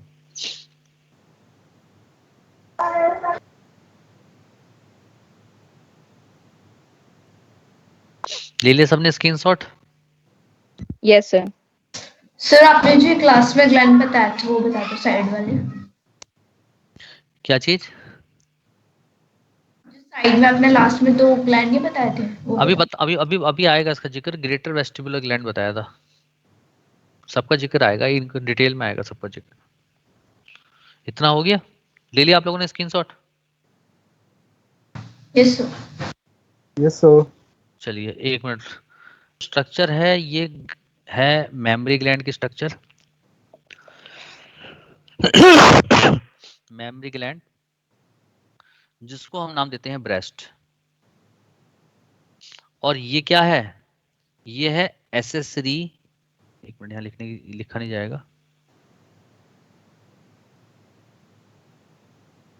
ये जो मेमोरी ग्लैंड होती हैं, ये होती हैं एसेसरी जेनाइटल ग्लैंड। क्या है बेटा ये? Accessory Accessory genital gland. Genital gland. ठीक है, क्योंकि एसेसरी जो ग्लैंड होती हैं वो होती हैं आपकी पैरायूरेथ्रल ग्लैंड और ग्रेटर वेस्टिबुलर ग्लैंड। लेकिन एसेसरी जेनाइटल ग्लैंड अगर वर्ड आता है तो आता है मेमोरी ग्लैंड और ब्रेस्ट के लिए। ठीक है, तो बेटा जो मेमोरी ग्लैंड और ब्रेस्ट होती हैं, पहले बिल्कुल आराम आराम से सुनिएगा। मेमोरी ग्लैंड जो मॉडिफिकेशन है वो स्वेट ग्लैंड का मॉडिफिकेशन है। जो स्वेट ग्लैंड है उन्हीं का ही मॉडिफिकेशन है। और मेमोरी ग्लैंड्स का जो नंबर होता है वो 1 पेयर होता है। और ये राउंडेड प्रोमिनेंस है। क्या है बेटा? ये राउंडेड प्रोमिनेंस है जो थोरेसिक रीजन में मिलता है, थोरेक्स रीजन पे मिलता है, over the pectoralis major muscles. किसके ऊपर प्रेजेंट है ये? Over the pectoralis. Pectoralis major muscle. हाँ, over the pectoralis major muscles. ठीक है, और 1 पेयर है, राउंडेड प्रोमिनेंस है, और मेल और फीमेल दोनों के अंदर मिलता है। दो मेल और फीमेल दोनों के अंदर मेमोरी ग्लैंड्स मिलती हैं, but in male it is rudimentary. लेकिन मेल के अंदर ये रूडिमेंट्री होती है, यानी कि नॉन फंक्शनल होती हैं, लेस डेवलप्ड होती हैं। बट इन फीमेल ये वेल डेवलप होती हैं। बट फीमेल में टिल प्यूबर्टी तक ये लेस डेवलप रहती हैं, लेकिन आफ्टर प्यूबर्टी इनका डेवलपमेंट बढ़ जाता है, क्योंकि प्रोजेस्टेरोन और एस्ट्रोजन का हार्मोन का सिक्रीशन जो है वो इंक्रीज हो जाता है। बात समझ में आई या नहीं आई? Yes, sir. ठीक है, Yes. अब बेटा जो मेमोरी ग्लैंड्स हैं, मेमोरी ग्लैंड्स के एक, अगर हम एक मेमोरी ग्लैंड की बात करते हैं या एक ब्रेस्ट की बात करते हैं, तो एक मेमोरी ग्लैंड के अंदर 15 से लेकर 20 लोब्स प्रेजेंट होते हैं। कितने लोब प्रेजेंट होते हैं? 15 to 20. 15 to Yes, 20. 15 to 20 lobes present होते हैं। और ईच लोब, एक लोब के, सॉरी, 15 to 20 लोब्स होते हैं, और लोब्स के अंदर प्रेजेंट होते हैं लोब्यूल। क्या प्रेजेंट होते हैं? Lobules. Lobule. लोब्यूल। तो ये जो आपको दिखाई दे रहे हैं यहाँ पर, इस तरीके से जो डिवीजन दिखाई दे रहा है, ये यहाँ पर, ये इस तरीके से लोब्यूल्स होते हैं। क्या होते हैं बेटा? ये Lobules. लोब्यूल्स होते हैं। और लोब्यूल्स के अंदर, ठीक है, तो ये क्या है बेटा? इन्हें बोलते हैं मेमोरी लोब। क्या बोलते हैं इन्हें? Memory lobe. Memory lobe. Memory lobe. और मेमोरी लोब्स के अंदर ग्रेप लाइक क्लस्टर होते हैं। मेमोरी लोब्स के अंदर क्या होते हैं? ये मैंने ग्रीन कर दिए, ग्रेप लाइक क्लस्टर होते हैं। Grape like cluster of milk secreting glands होती हैं। इन सेक्रेटिंग ग्लैंड्स को आप नाम देते हो मेमोरी एल्वियोलाई। क्या बोलते हैं बेटा इनको? मेमोरी एल्वियोलाई या Memory memory alveoli. Alveolus. Single unit को एल्वियोलस बोलेंगे और एक से ज्यादा यूनिट को memory alveoli. Clear? Yes, sir. ठीक है, यानी कि समझिएगा, एक मेमोरी ग्लैंड के अंदर 15 से 20 लोब्स हैं। लोब्स डिवाइड हो जाते हैं मेमोरी लोब्यूल में, और मेमोरी लोब्यूल के अंदर grape like milk secreting glands होती हैं। उन ग्लैंड्स को नाम देते हैं मेमोरी एल्वियोलस। और एक से ज्यादा मेमोरी एल्वियोलस हैं तो बोलेंगे memory alveoli. Clear? Yes, sir. और इन मेमोरी एल्वियोलस के अंदर मिल्क का फॉर्मेशन और सिक्रीशन होता है under the influence of prolactin hormone. Prolactin hormone anterior part of pituitary gland से सिक्रीट होके आता है, और वो मेमोरी एल्वियोलस को क्या करता है? स्टिमुलेट करता है, जिसकी वजह से यहाँ पे मिल्क का फॉर्मेशन होता है एंड सिक्रीशन होता है। नई बात समझ में आई? Yes. Yes. आगे ठीक सर. है, उसके बाद बेटा क्या होता है, मेरी बात को समझिएगा। इसके बाद यहाँ से मेमोरी एल्वियोलस से निकलते हैं मेमोरी ट्यूब्यूल्स। क्या निकलते हैं? ये देखिए, Memory tube. ये निकल रहे हैं मेमोरी ट्यूब्यूल्स। क्या निकल रहे हैं ये? बोलिए। Memory tubule. हाँ, मेमोरी ट्यूब्यूल्स ये हैं। आप यहाँ पे मैं लिख देता हूँ मेमोरी ट्यूब्यूल्स। ठीक है, और ये मेमोरी ट्यूब्यूल्स आगे जाके एक सब आपस में जुड़ के एक सिंगल डक्ट बना लेती हैं। आगे जाके एक सिंगल डक्ट बना ली। देखिए, सिंगल डक्ट बना ली। इस सिंगल डक्ट को आप नाम दोगे क्या? Memory duct. क्या नाम दोगे? Memory duct. Memory duct. Duct. ठीक है, और मेमोरी डक्ट से ये मिल्क जो के आगे जाके स्टोर हो गया किसके अंदर? लैक्टिफेरस साइनस के अंदर। किसके अंदर स्टोर हो गया? ये देखिए, ये जो यहाँ पे जाके स्टोर हो गया, देख रहे हैं? ये एक चैम्बर सा बनाया मैंने। Yes, sir. Sir, फिर एम्पुला क्या है यहाँ पे? सुनते तो जाओ, पहले एक एक मिनट सुनते जाओ, फिर आगे बोले। Yes, sir. दिखा चैम्बर?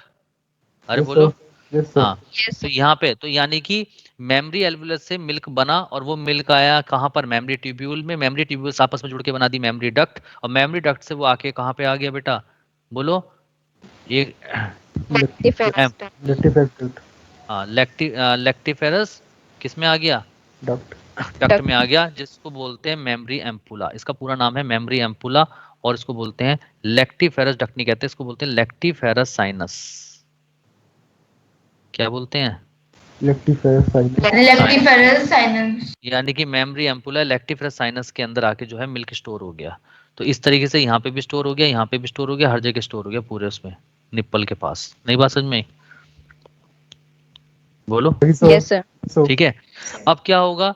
अब क्या होगा? अब आएगा ऑक्सीटोसिन हार्मोन। कौन सा हार्मोन आएगा? oxytocin. ऑक्सीटोसिन। हाँ, वो ऑक्सीटोसिन हार्मोन यहाँ पे जो मेमरी ग्लैंड की मसल्स है उनको कॉन्ट्रैक्ट कर देगा। तो कॉन्ट्रैक्ट करने की वजह से क्या होगा? जो लैक्टिफेरस साइनस के अंदर मिल्क भरा हुआ है, वो लैक्टिफेरस डक्ट से निप्पल की तरफ मूव करेगा। तो ये क्या है? Lactiferous duct. लैक्टिफेरस डक्ट से निप्पल की तरफ आएगा, और फिर निप्पल के टिप से वो बूंद की फॉर्म में, ड्रॉप की फॉर्म में बाहर निकलना शुरू हो जाएगा, जिसको हम बोलते हैं लैक्टेशन। नहीं बात समझ में आई? Yes, sir. Yes, sir. आ गई? Yes, तो ये तो मिल्क का Yes, इंजेक्शन sir. किसने किया? ऑक्सीटोसिन हार्मोन ने। इसीलिए इसको Oxytocin hormone. ऑक्सीटोसिन को बोला जाता है मिल्क इज एक्टिंग हार्मोन। बात समझ में आ रही है नहीं आ रही Yes, है? sir. और प्रोलैक्टिन हार्मोन ने मिल्क का फॉर्मेशन एंड सिक्रीशन कहा, तो इसको बोलते हैं लैक्टेशन हार्मोन। नहीं बात समझ में? Yes, sir. Yes sir. Yes. Clear है? यानी कि Sir. अगर एक मिनट बेटा, एक मिनट सबर सबर पकड़ लीजिए, एक मिनट रुक जाइए सब लोग। पहले मुझे बताने तो दीजिए सारी बात, फिर आपने अपने डाउट रखना ना बीच में। इतनी बात समझ में आई? बोलिए। Yes, sir. इसका sir. मतलब अगर मिल्क की बात करें तो मिल्क जो था, कैसे मिल्क का फ्लो क्या रहा? मिल्क का पाथ क्या रहा? मिल्क जो है सबसे पहले मेमरी एल्वुलाई में था, या एल्वुलस कह सकते हैं। फिर मेमरी एल्वुलाई से किस में आया वो? बोलो आगे। मेमरी ट्यूब्यूल में। Medicule. मेमरी ट्यूब्यूल से किस में आया वो? मेमरी डक्ट में। मेमरी डक्ट से वो किस में आया? Lactiferous. मेमरी एम्पुला में। ये इसको बोलते हैं lactiferous sinus. Yes, sir. Yes sir. Lactiferous sinus में आया, ठीक है। और फिर लैक्टिफेरस साइनस से कहाँ पर पहुंचा वो? Nipple. Lactiferous Lactiferous duct. Lactiferous duct में आया, और फिर डक्ट से फिर वो कहाँ पहुंचा? निप्पल, और निप्पल से आउटसाइड। नहीं बात समझ में आई? बेटा म्यूट कर दो, बहुत डिस्टर्ब हो रहा है, तुम लोग म्यूट करके रखा करो। इतनी बात समझ में आई? तो जो मेमोरी एल्वुलाई है, ये क्या है? मेमोरी एल्वुलाई ये किसके अंदर प्रेजेंट है? ये किसके अंदर प्रेजेंट है मेमोरी एल्वुलाई? ये प्रेजेंट है किसके अंदर? मेमोरी, बोलो, लोब्यूल के अंदर। लोब के अंदर और मेमोरी लोब्यूल किसके अंदर प्रेजेंट होते Yes. हैं? बोलो। Memory lobe. Lobes memory lobes lobe के के अंदर। और वो एक कितने होते हैं टोटल? 15 से 20, है ना? 20 और मेमोरी लोब से मिलकर क्या Yes, बनती sir. है? मेमोरी ग्लैंड एक। Memory gland. नहीं बात समझ में आई आप लोगों को? क्लियर? और मेमोरी sir. एल्वुलाई के अंदर, मेमोरी एल्वुलाई क्या करता है? मेमोरी एल्वुलाई क्या है? ये ग्रेप लाइक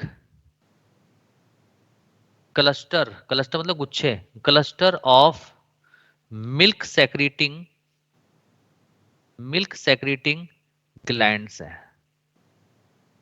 ठीक है। और ये किसकी प्रेजेंस में मिल्क का फॉर्मेशन और सिक्रीशन करती हैं? प्रोलैक्टिन हार्मोन की प्रेजेंस में। Prolactin. उसके बाद मिल्क जाके स्टोर्ड किसके अंदर होगा?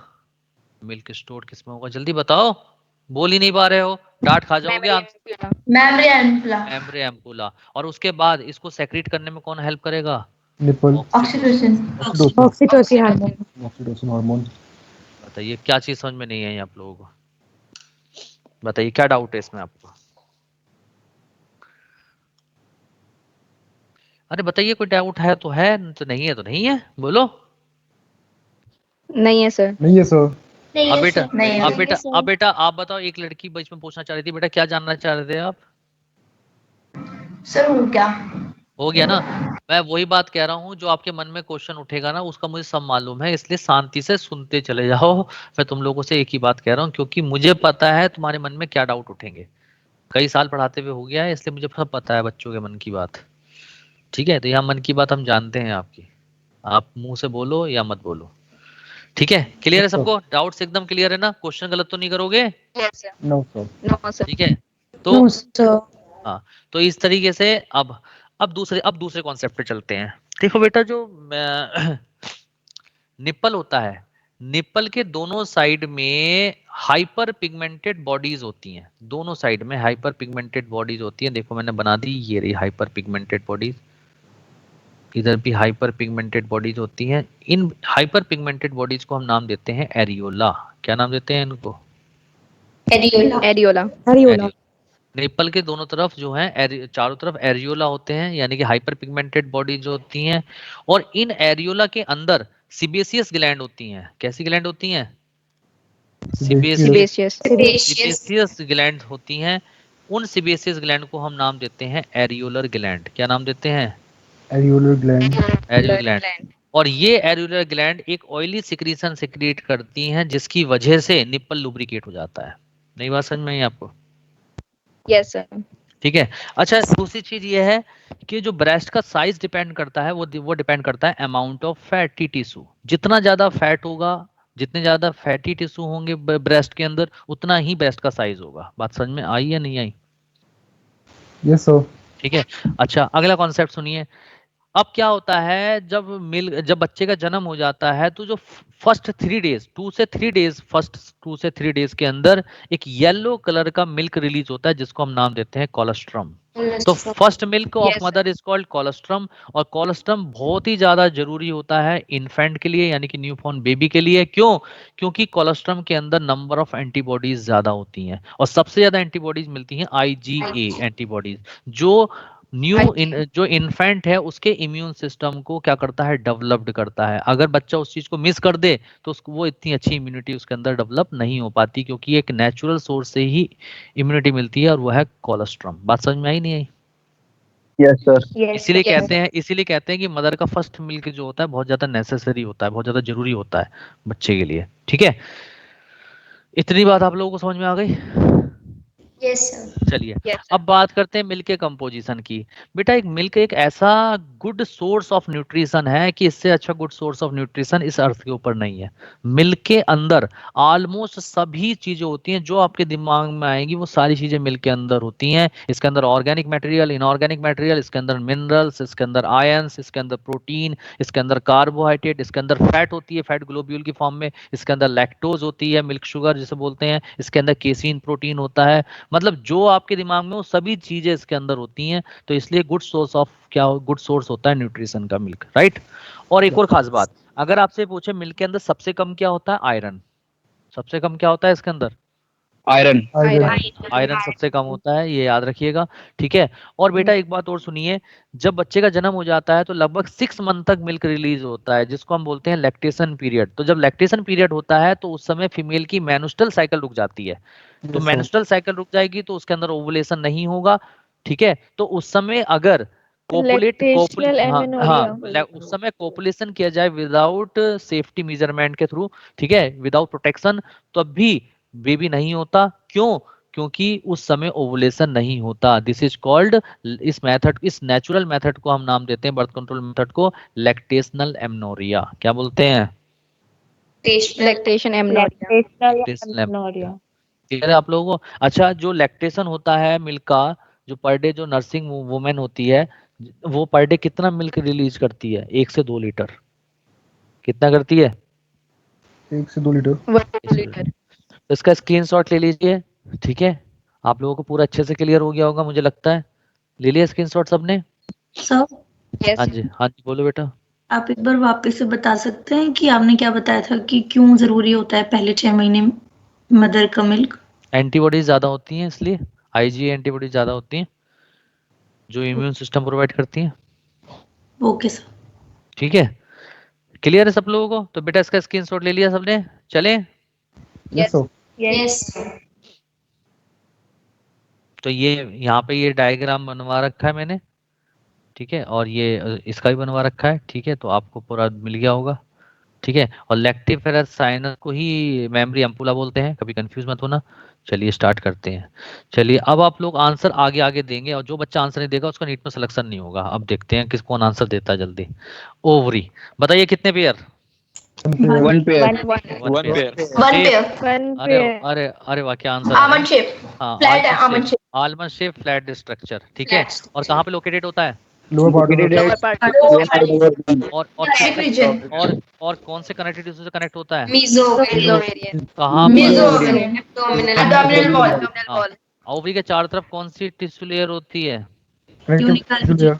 Tunica albuginea. Tunica ovary ovary के कितने पार्ट होते हैं? दो part cortex medulla. Outer cortex, inner medulla. Medulla. तो कॉर्टेक्स में सैक लाइक सेल्स प्रेजेंट होती हैं, उन्हें क्या बोलते हैं? Ovarian follicles.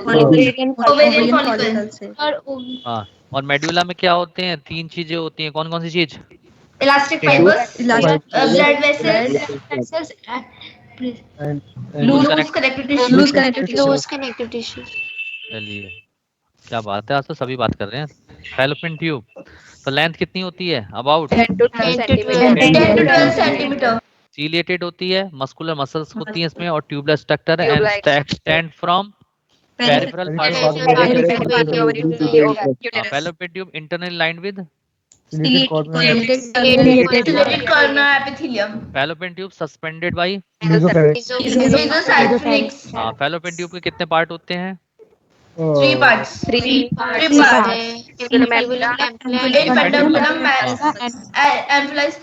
हाँ इनफेंडिबुलम फर्स्ट पार्ट होता है, फनल शेप्ड होता है, shape. ठीक है। क्लोज टू द ओवरी होता है और इसके एज पे क्या प्रेजेंट होते हैं? फिंगर लाइक प्रोजेक्शन प्रेजेंट होते हैं, जिनको हम क्या बोलते हैं? फेमरी का काम क्या है? Collection of cavity. एम्पुला क्या होता है? Widest part of fallopian tube होता है, ठीक है। और इन दिस पार्ट क्या होता है? फर्टिलाइजेशन होता है। fertilization. हाँ इस्थेमस जो होता है डिस्टल नैरोएस्ट पार्ट Narrow होता है spine. और ये कनेक्ट हो लिंक टू द Uterus से connected होते हैं. अच्छा फैलोपियन ट्यूब का फंक्शन क्या है? It helps in transfer of ovum और zygote towards the uterus by Ovum and zygote. ciliary and Peristalsis movement. चलिए आप आते हैं यूट्रस में। बताओ बेटा यूट्रस कैसा होता है? लार्ज होता है, Large होल होता है, मस्कुलर मसल्स का बना, हाईली वेस्कुलर होता है, इन्वर्टेड पेयर शेप्ड स्ट्रक्चर है located in pelvis region between urinary bladder and rectum. Rectum. Urinary bladder और Urinary rectum. bladder and rectum के बीच. हाँ और ये सस्पेंडेड बाय मेसोमेट्रियम। Mesometrium. यूट्रस के कितने पार्ट होते हैं? आंसर देते हो, चुप नहीं रहना Three है। parts. बहुत बढ़िया। Fundus body cervix. Fundus body cervix हाँ, Fundus fundus- is dome हाँ, shape. डोम शेप्ड होता है, shape upper in part transition होता है, upper part आप Above fallopian tube. हाँ above the fallopian tube, over the fallopian tube. Above. Lower. बिल्कुल, ये देखिए Above. Above the opening of fallopian. बेटा यही तो गलतियां कराते हैं एग्जामिनर आपसे। आप नीट में क्यों सिलेक्शन ले पाता बच्चा? यही तो गलतियां कराते हैं क्योंकि हमारा जो एक्साइटमेंट है, जो हम लोग बोलते हैं उस पर कंट्रोल नहीं होता, हमारे पेन पे कंट्रोल नहीं होता। यही तो कंट्रोल करना है। हम तो गलती कराएंगे ना आपसे, आपका फर्ज है कि आप गलती ना करो, तभी तो सिलेक्शन लोगे। इसे बोलते हैं प्रैक्टिस, Yes sir. है ना। चलिए और बताइए फंडस में क्या होता है? In this part implantation occur in Implantation. blastocyst stage after. 7 day 7 days of fertilization. चलिए बॉडी क्या है? Middle part and main part of Middle uterus. part. Main part. अच्छा सर्विक्स जो होता है बेटा लोअर नैरो पार्ट है which open into the through internal os, open into the body through internal os and open into vagina through external os. बताया था। External. Yes. और Yes, sir. Canal of cervix is called Cervical canal. Cervical canal along with vagina form Birth canal. Birth canal. birth. Which help in Delivery. Delivery of Delivery of baby. Cervix के अंदर क्या present होती है? Most powerful sphincter muscles are present. Clear. और ये जो most powerful sphincter muscles हैं यही तो बच्चे के एक्सपल्जन में हेल्प करती हैं, बच्चों को बाहर निकालने में हेल्प करती हैं। ठीक चलिए Yes sir. अगला आता है वॉल ऑफ यूट्रस। यूट्रस की कितनी वॉल थी? Three. Perimetrium Perimetrium, myometrium, endometrium. Outer wall of uterus है, आउटर वॉल ऑफ यूट्रस है, और किसकी बनी हुई है? Dense connective. Dense connective tissue. Myometrium जो है मिडिल वॉल है, किसकी बनी हुई है? Smooth Middle. Muscles, smooth muscles की। Smooth muscle. अब Contraction. अपनी due to fully growth of fetus induce smooth muscle Labor pain. Contraction in myometrium wall of uterus called labour pain which is induced by oxytocin hormone so called labour pen hormone. Clear? Yes, sir. Yes, sir. चलिए endometrium कौन सी wall है? Highly vascular wall. देखो सचिन कभी भी Inner. Answer दो तो सही तो पहले इनर वॉल, ठीक है, और कैसी है? Highly Yes. Vascular, Highly highly vascular. Glandular wall है, ठीक है। Highly glandular. हाँ, और due to absence of progesterone bleeding phase of menstrual cycle change Menstrual cycle. and contraction occur in endometrium wall। Clear? चलिए फंक्शन ऑफ Yes. यूट्रस क्या है ये बताइए। प्रेगनेंसी के टाइम पर जो फीटस की ग्रोथ होती है वो कहाँ पर होती है? यूट्रस में। यूट्रस में ही, Uterus. और यूट्रस ही तो प्लेसेंटा बनाता है। यूट्रस ही Yes. एक्सपल्शन करता है, बच्चे का बाहर निकालता है, Yes, ठीक sir. है। कोई तो चीज लिखी हुई है। पहला है it is the site fetal growth during pregnancy, it also take part in placenta formation and expulsion of baby during parturition। Yes, sir.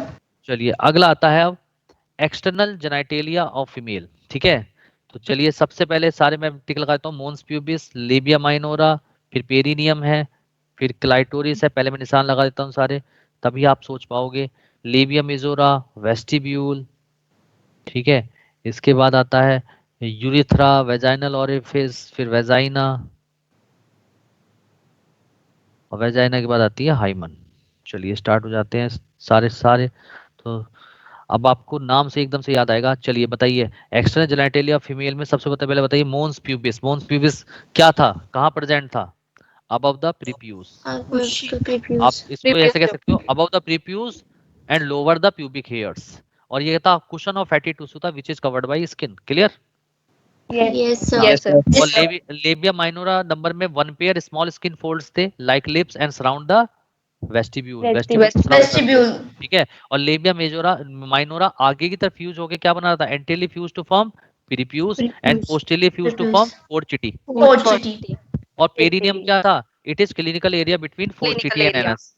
पोर्चिटी और एनस के Porchity बीच। and anus के बीच में. हाँ, अच्छा क्लाइटोरिस क्या था? क्लाइटोरिस मैंने आपको बताया था, सुनते चले जाइएगा। क्लाइटोरिस कहाँ प्रेजेंट था? बिलो प्रीप्यूस, प्रीप्यूस के नीचे था, ठीक है। और homologously compared with penis of the male because it contain corpora cavernosa, erectile tissue and tango receptors. So clitoris भी क्या है? Sensitive for touch. नहीं बात समझ में आई? Yes, sir.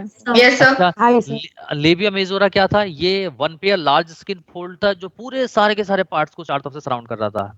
It is first pair one pair large skin folds extend from mons pubis and surround the whole vulva. पूरे vulva को surround कर रहा था। It is homologously compared with scrotum of male. बताया था स्क्रोटम से compare करते हैं इसको। Yes, sir. Yes, sir. चलिए इसके बाद मैंने आपको बताया था वेस्टिब्यूल। तो वेस्टिब्यूल किसके अंदर है? लेबिया माइनोरा के अंदर है ना। तो ये क्या है? Yes, depression, sir. गड्ढा एक। It is a depression present inside the labia minora having two opening. ऊपर की तरफ थी यूरिथ्रा, एक्सटर्नल यूरिथ्रल ओपनिंग जिसके थ्रू यूरिन पास होता है। It is the above opening help in discharge of urine. नीचे थी vaginal orifice. It is lower opening help in intercourse और कोइटस। क्लियर सबको? Yes, sir. चलिए Yes, sir. इसके बाद आता है वेजाइना। वेजाइना की जो लेंथ होती है वो अबाउट 8.5 सेंटीमीटर लॉन्ग होती है। ये फाइब्रोमस्कुलर ट्यूब है, इसमें फाइबर्स भी होते हैं और मसल्स भी होती हैं। फाइब्रोमस्कुलर ट्यूब है और ये एक्सटेंड करती है backward in front of rectum और anal canal from cervix to vestibule. Cervix से लेके वेस्टिब्यूल तक फैलती है। It is highly vascular tube. Highly vascular का मतलब इसके अंदर क्या होते हैं? ब्लड सप्लाई बहुत ज्यादा होती है, Vessels. ठीक है। ब्लड सप्लाई सबसे ज्यादा होती है। और दूसरा मैंने आपको बताया था वेजाइनल ओरिफिस में चारों तरफ फोल्ड्स होते हैं। उन फोल्ड्स को क्या नाम देते हैं? वेजाइनल रूगे। फोल्ड्स को क्या कहते हैं? ट्रांसवर्स फोल्ड्स को क्या बोलते हैं? वेजाइनल रूगे। और vagina is a devoid of gland. याद रखिएगा वेजाइना के अंदर कोई भी ग्लैंड नहीं होती। वेजाइना के अंदर कोई भी ग्लैंड नहीं होती। और वेजाइना किससे लाइंड है? Lined by non keratinized stratified squamous epithelium. किससे लाइंड है? Non Keratinized squamous. Stratified squamous epithelium. और फंक्शन ऑफ वेजाइना क्या है? मैंने आप लोगों को बता रखा है कि वेजाइना का काम क्या है।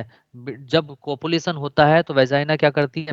पेनिस से स्पर्म को रिसीव करती है, ठीक है। और दूसरा फंक्शन क्या है, वेजाइना सर्वाइकल कैनाल के साथ मिलकर बर्थ कैनाल मिलाती है, जिससे Birth canal बनाए। पार्चुराइजेशन होता है। तो देखो लिखा है it act as a copulation Sir। Canal. बेटा सुन लो पहले, 1 मिनट रुक जाओ, 2 मिनट पहले पूरा बढ़ाने दिया करो, Okay, sir. अब बीच में एकदम मत बोला करो। It act as a copulation canal because it receive sperm from penis during copulation. और सेकंड फंक्शन क्या है, act as a birth canal because it helps in parturition. अब बताओ बेटा क्या बात हो गई। हेलो सर हाँ, वो पूछ रही थी सर, जो बार्थोलिन्स ग्लैंड होते हैं सर, तो वेजाइना के आसपास होते हैं सर, जैसे अभी आप कह रहे हो ना कि वेजाइना में ये कोई ग्लैंड नहीं होते हैं। वो वेजाइनल ऑरिफिस से बाहर है ना, वेजाइना से बाहर होते हैं ना वो, वेजाइना में थोड़ी होते ठीक हैं। है। हाँ, ओके सर। आस और पास ही होते हैं। ठीक है, बिल्कुल सही। ठीक है, वैसे डॉक्टर पता है ऐसे बात नहीं करते आस पास ये वर्ड मत बोलना, ठीक है। कोई नहीं सर, आप स्टूडेंट के सामने कर रहे हो, कोई नहीं। हाँ, क्योंकि जैसे वो हमारे यहाँ जैसे ये नहीं चलता, जैसे आप लोग भी वैसा हरियाणा हरियाणा के हो काफी बच्चे, तो ये कहते हैं ना area urea, what you know. Yes, sir. Yes, sir. तो मैं एक बार था और मैंने पूछा भाई कि उसके एक बच्चे एक के फ्रैक्चर हो गए थे, एक आदमी के, तो वो आया था, तो मैंने कहा कि कहाँ फ्रैक्चर हो रहा, तो कह रहा यूरिया मैंने कहा यूरिया कहाँ है, फ्रैक्चर हुआ कहाँ यूरिया, इस यूरिया वर्ड तो उसने बताया सर नहीं आप भी यूरिया। सोच रहे होगे, ये तो मैंने पूरी मेडिकल लाइफ में पढ़ी नहीं है, कौन सा वर्ड हाँ है। हाँ, तो यूरिया येरिया, अरे हाथ बताओ पैर बताओ, यूरिया येरिया, ये अब कैसे पता है बताओ आदमी को कि किसकी बात कर रहा है वो। तो यही चीजें हैं और अच्छा डॉक्टर वही बन सकता है जो विदेशी और देसी दोनों भाषा जानता हो। Yes, sir. इस बात को याद, Yes, sir. क्योंकि ऐसा नहीं है कि Yes, sir. आपके पास पेशेंट बहुत ज्यादा हाईली एजुकेटेड आएगा, ऐसा भी हो सकता है कि आपके पास ऐसा पेशेंट आए जिसने कभी पेन ना उठाया हो, जिसको एबीसीडी ना आती हो। तो पेशेंट से हटाई Yes, के आपके से ठीक है ना, पेशेंट तो sir. कैसा भी आ सकता है। अगर आप उसकी भाषा को नहीं समझोगे तो वो नहीं समझ पाएगा ना कि वो आपकी भाषा नहीं समझ रहा, क्योंकि तो पढ़ा लिखा नहीं है, तो वो तो एक बेवकूफ डॉक्टर है, इसको तो कुछ आता ही नहीं। Yes, sir. ठीक है ना, तो आपको येरिया यूरिया सब आना चाहिए। तो आप भी सीख गए। ठीक है सर ना, आप भी सीख गए, आप कैसे बात करते हो सर? अब तो मैं ऐसे बात करता हूँ, येरिया यूरिया। ठीक है ना, ठीक है ना। अरे बेटा हर चीज आती है, और वैसे भी हम कौन से विदेश से अमेरिका से पढ़कर आए हैं, हम भी तो इंडिया के रहने वाले हैं और यूपी के रहने वाले हैं, तो हमारे देश एक्सपीरियंस से तो आ ही जाता है Yes, सर। sir. नॉर्थ बिल्कुल। इंडिया कितने की पेशेंट्स लैंग्वेज से देखे होंगे आप आपने? आसपास मतलब सिमिलर हाँ, टाइप। तो हर चीज जो है, हाँ, अब ये भी नहीं कह सकते हम इंग्लिश भी अगर कोई बोलेगा तो इंग्लिश में बात कर लेते हैं, हिंदी कोई करेगा तो हिंदी में भी, वो सब चीज चल जाती है अपना।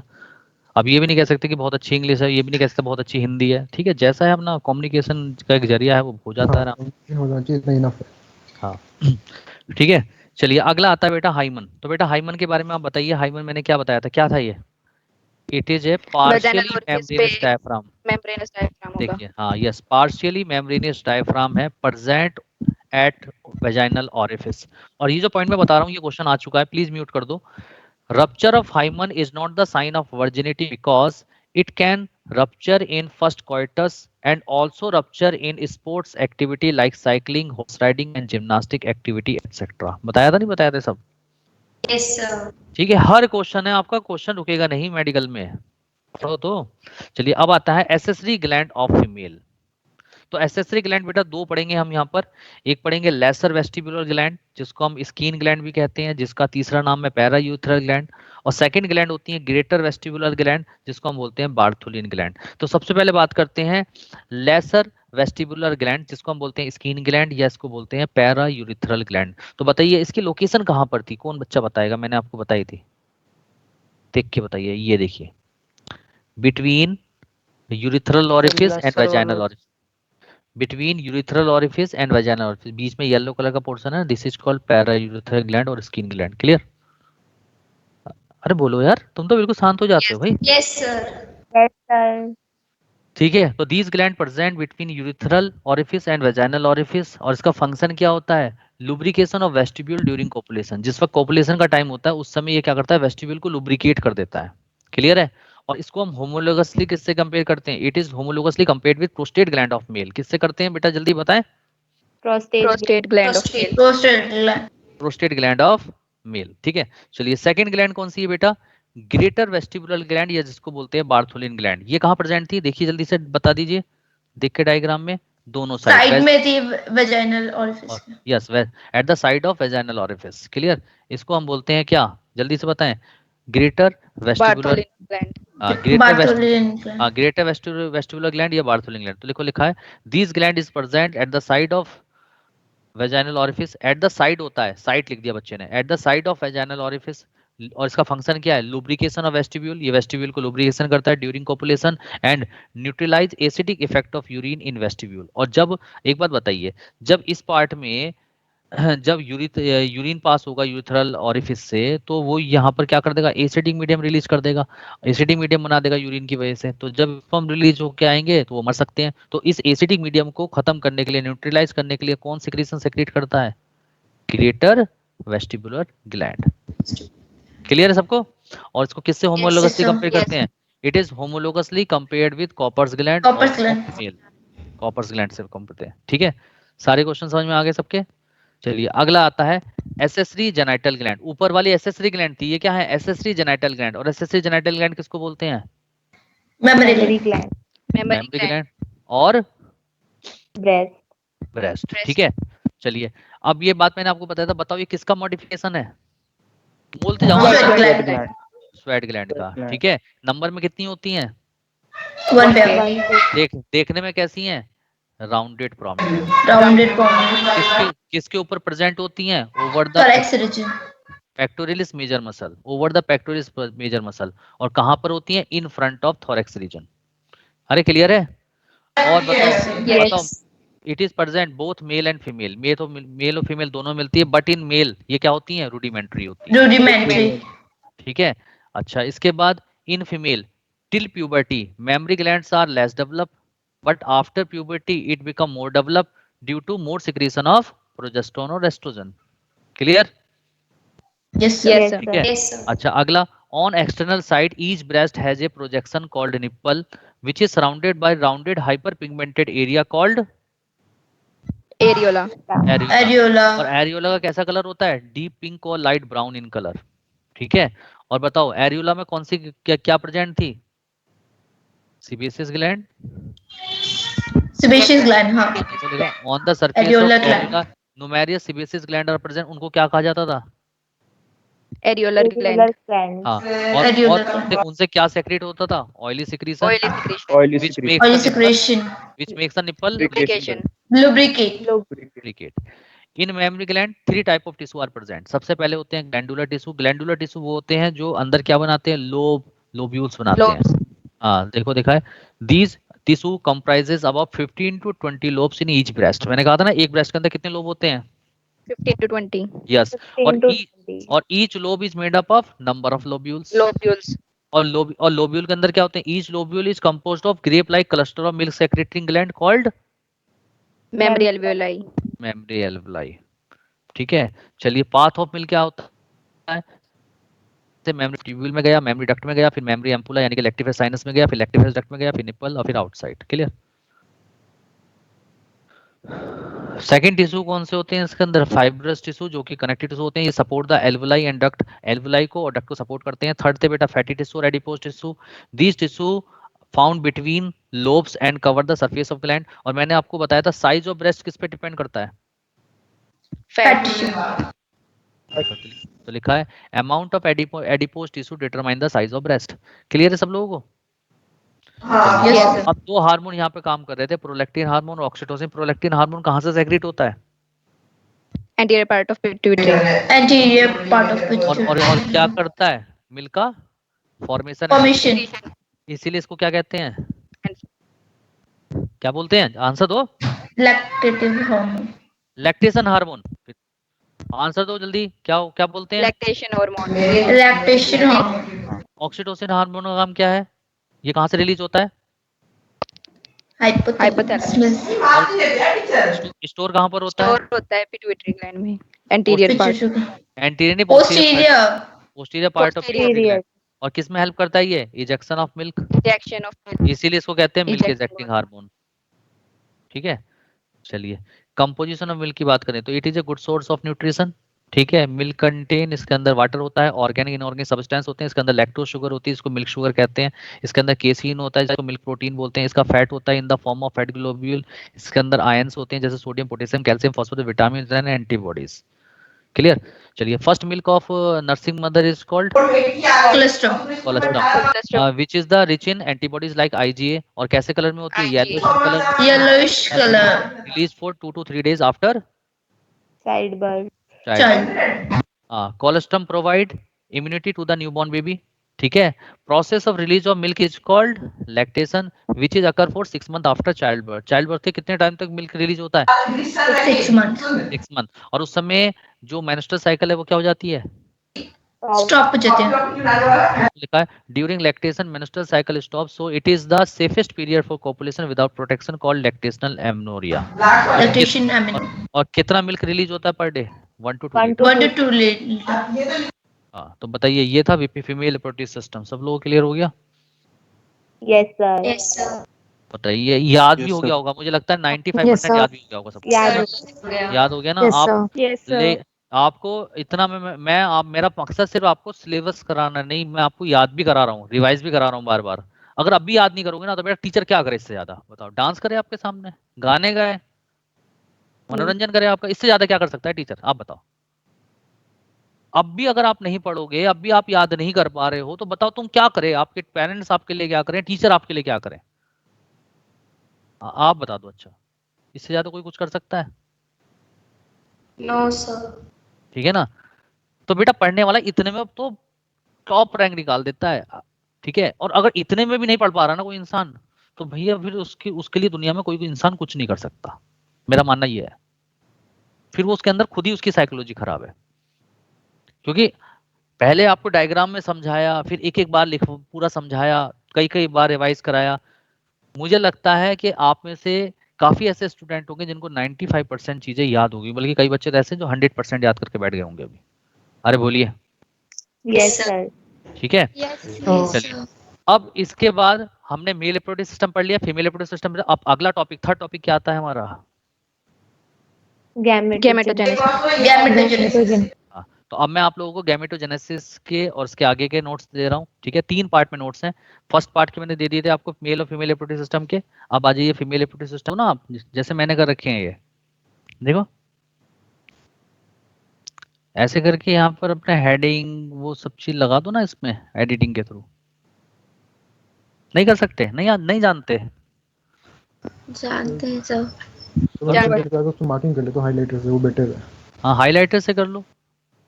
और बेटा बस पढ़ के भेजो। कौन सा मेडिकल कॉलेज में तुम्हें नोट्स लेके जाने हैं? आप खाली हाथ जाना चाहते हो मेडिकल कॉलेज में, या पूरा पूरा लट्ठा लेके जाना चाहते हो ये सबका? ठीक है ना? तो बिल्कुल खाली हाथ जाना चाहते हो, जल्दी जल्दी पढ़ो अपना, जल्दी जल्दी सिलेक्शन लो बस। अब बहुत एक्साइटमेंट के साथ चलिए, अगला क्या है? गैमेटोजेनेसिस। तो गैमेटोजेनेसिस का मीनिंग क्या होता है? Formation of gamete. Formation of gamete is called gametogenesis. और फॉर्मेशन ऑफ गैमेट कहाँ पर होते हैं? In primary reproductive organ. Primary reproductive organ male के अंदर क्या होते हैं? टेस्टिस। और फीमेल के अंदर क्या होते हैं? ओवरी। यानी कि formation of gamete in primary reproductive organ is called gametogenesis. Gametogenesis बेटा 2 टाइप का होता है। एक होता है स्पर्मेटोजेनेसिस, एक होता है oogenesis। स्पर्मेटोजेनेसिस मेल के अंदर होता है टेस्टिस में, यानी कि formation of sperm in testis is called spermatogenesis. और oogenesis होता है formation of ovum in ovary is called oogenesis। Clear है सब लोगों को? Yes sir. और बेटा गैमेटोजेनेसिस को इंड्यूस कौन करता है? बढ़ाता कौन है? FSH hormone, follicle stimulating hormone, which is release from anterior part of pituitary gland. Pituitary gland के एंटीरियर पार्ट से FSH हार्मोन आता है, और वो स्पर्मेटोजेनेसिस को और oogenesis को इंड्यूस करता है ताकि स्पर्म बने और ओवम बने। और इसको इनहिबिट कौन करता है? Inhibin hormone. इनहिबिन हार्मोन जो होता है बेटा, मेल में रिलीज होता है सर्टोली सेल से, और फीमेल में रिलीज होता है ग्रेनुलोज टिश्यू से। ठीक है। और ये इनहिबिन हार्मोन क्या करता है? स्पर्म और ओवम के फॉर्मेशन को क्या करता है? इनहिबिट करता है। तो एक हार्मोन एफएसएस तो बढ़ा रहा है गैमेटोजेनेसिस को, और गैमेटोजेनेसिस को सप्रेस कौन कर रहा है? Inhibin hormone. क्लियर? इनहिबिन। और कौन सा हार्मोन, कौन सा विटामिन ऐसा है जो गैमेटोजेनेसिस में को प्रमोट करता है? Vitamin E. ठीक है, यानी कि विटामिन ई जो है गैमेटोजेनेसिस को प्रमोट करता है, यानी कि स्पर्म और ओवम के फॉर्मेशन को बढ़ाता है। लेकिन अगर विटामिन ई की बॉडी में डेफिशिएंसी हो जाए तो गैमेटोजेनेसिस भी क्या हो जाएगा, सप्रेस हो जाएगा, जिसकी वजह से मेल में स्पर्म और फीमेल में ओवम नहीं बनेंगे और इनफर्टिलिटी आ जाएगी, स्टेरिलिटी आ जाएगी। बात समझ में आई या नहीं आई? बोलिए। Yes, sir. Yes, sir.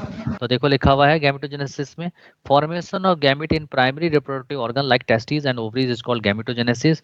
It occur under the influence of FSH and inhibited by inhibin hormone in both male and female. In male, inhibin hormone release from Sertoli cells, and in female, inhibin hormone release from granulose tissue. Vitamin E help in gametogenesis. Due to deficiency of vitamin E causes sterility in both male and female. Gametogenesis are of two type. कितने type का होता है gametogenesis? 2 types. Type का। एक होता है spermatogenesis यानी कि formation of sperm in male, और एक होता है oogenesis, formation of egg in female. तो सबसे पहले हम स्पर्मेटोजेनेसिस को डिटेल में पढ़ेंगे और उसके बाद पढ़ेंगे oogenesis को। बताइए यहाँ तक, आप बताइए समझ में आया आपको, नहीं आया? Yes, sir. ठीक है, सब लोगों को क्लियर है पॉइंट? तो अगले टर्न से हम स्पर्मेटोजेनेसिस से स्टार्ट करेंगे। तो आप लोगों को अगले टर्न का पहले आप काम लिख लें, आप करके क्या ला रहे हो, ठीक है, क्योंकि अब हम लोगों का काम ज्यादा होना चाहिए क्योंकि अब एग्जाम नजदीक आ रहे हैं, ठीक है। तो अगले टर्न पे आप लोग जहां तक मैंने आपको रिप्रोडक्टिव सिस्टम पढ़ाया, आप पहली बात तो वहां तक पढ़ कर आओगे, लिख लीजिए, Yes, sir. ठीक है। और दूसरी चीज आप लोग करके आएंगे, आप कॉकरोच भी पूरा पढ़ कर आएंगे। Cockroach, ठीक है. या और ये बताइए टेस्ट में क्या आ रहा है अभी आपके? नर्वस सिस्टम वो सब बताया था आपने, वही आ रहा है ना? Yes, sir. 2 चैप्टर आ रहे हैं. 3 आ रहे हैं सर। नर्वस सिस्टम 3 आ रहे. कोऑर्डिनेशन। हाँ, तो Locomotion. आप एक काम करो, कॉकरोच हटा दो, अभी आप केमिकल कोऑर्डिनेशन पढ़ कर आओ चैप्टर, Yes, sir. ठीक है। तो 2 काम मैंने आपको दिए, केमिकल कोऑर्डिनेशन यानी कि वो तो टेस्ट का चलता रहेगा, आपका रिवीजन होगा, और दूसरा ये भी आप पढ़ कर आओगे। हमें क्लास का और टेस्ट का दोनों का एक साथ चलाना है, ठीक है। कर लाएंगे बच्चों? Yes, sir. Yes. तो चलो आज की क्लास बताओ Yes, sir. पहले।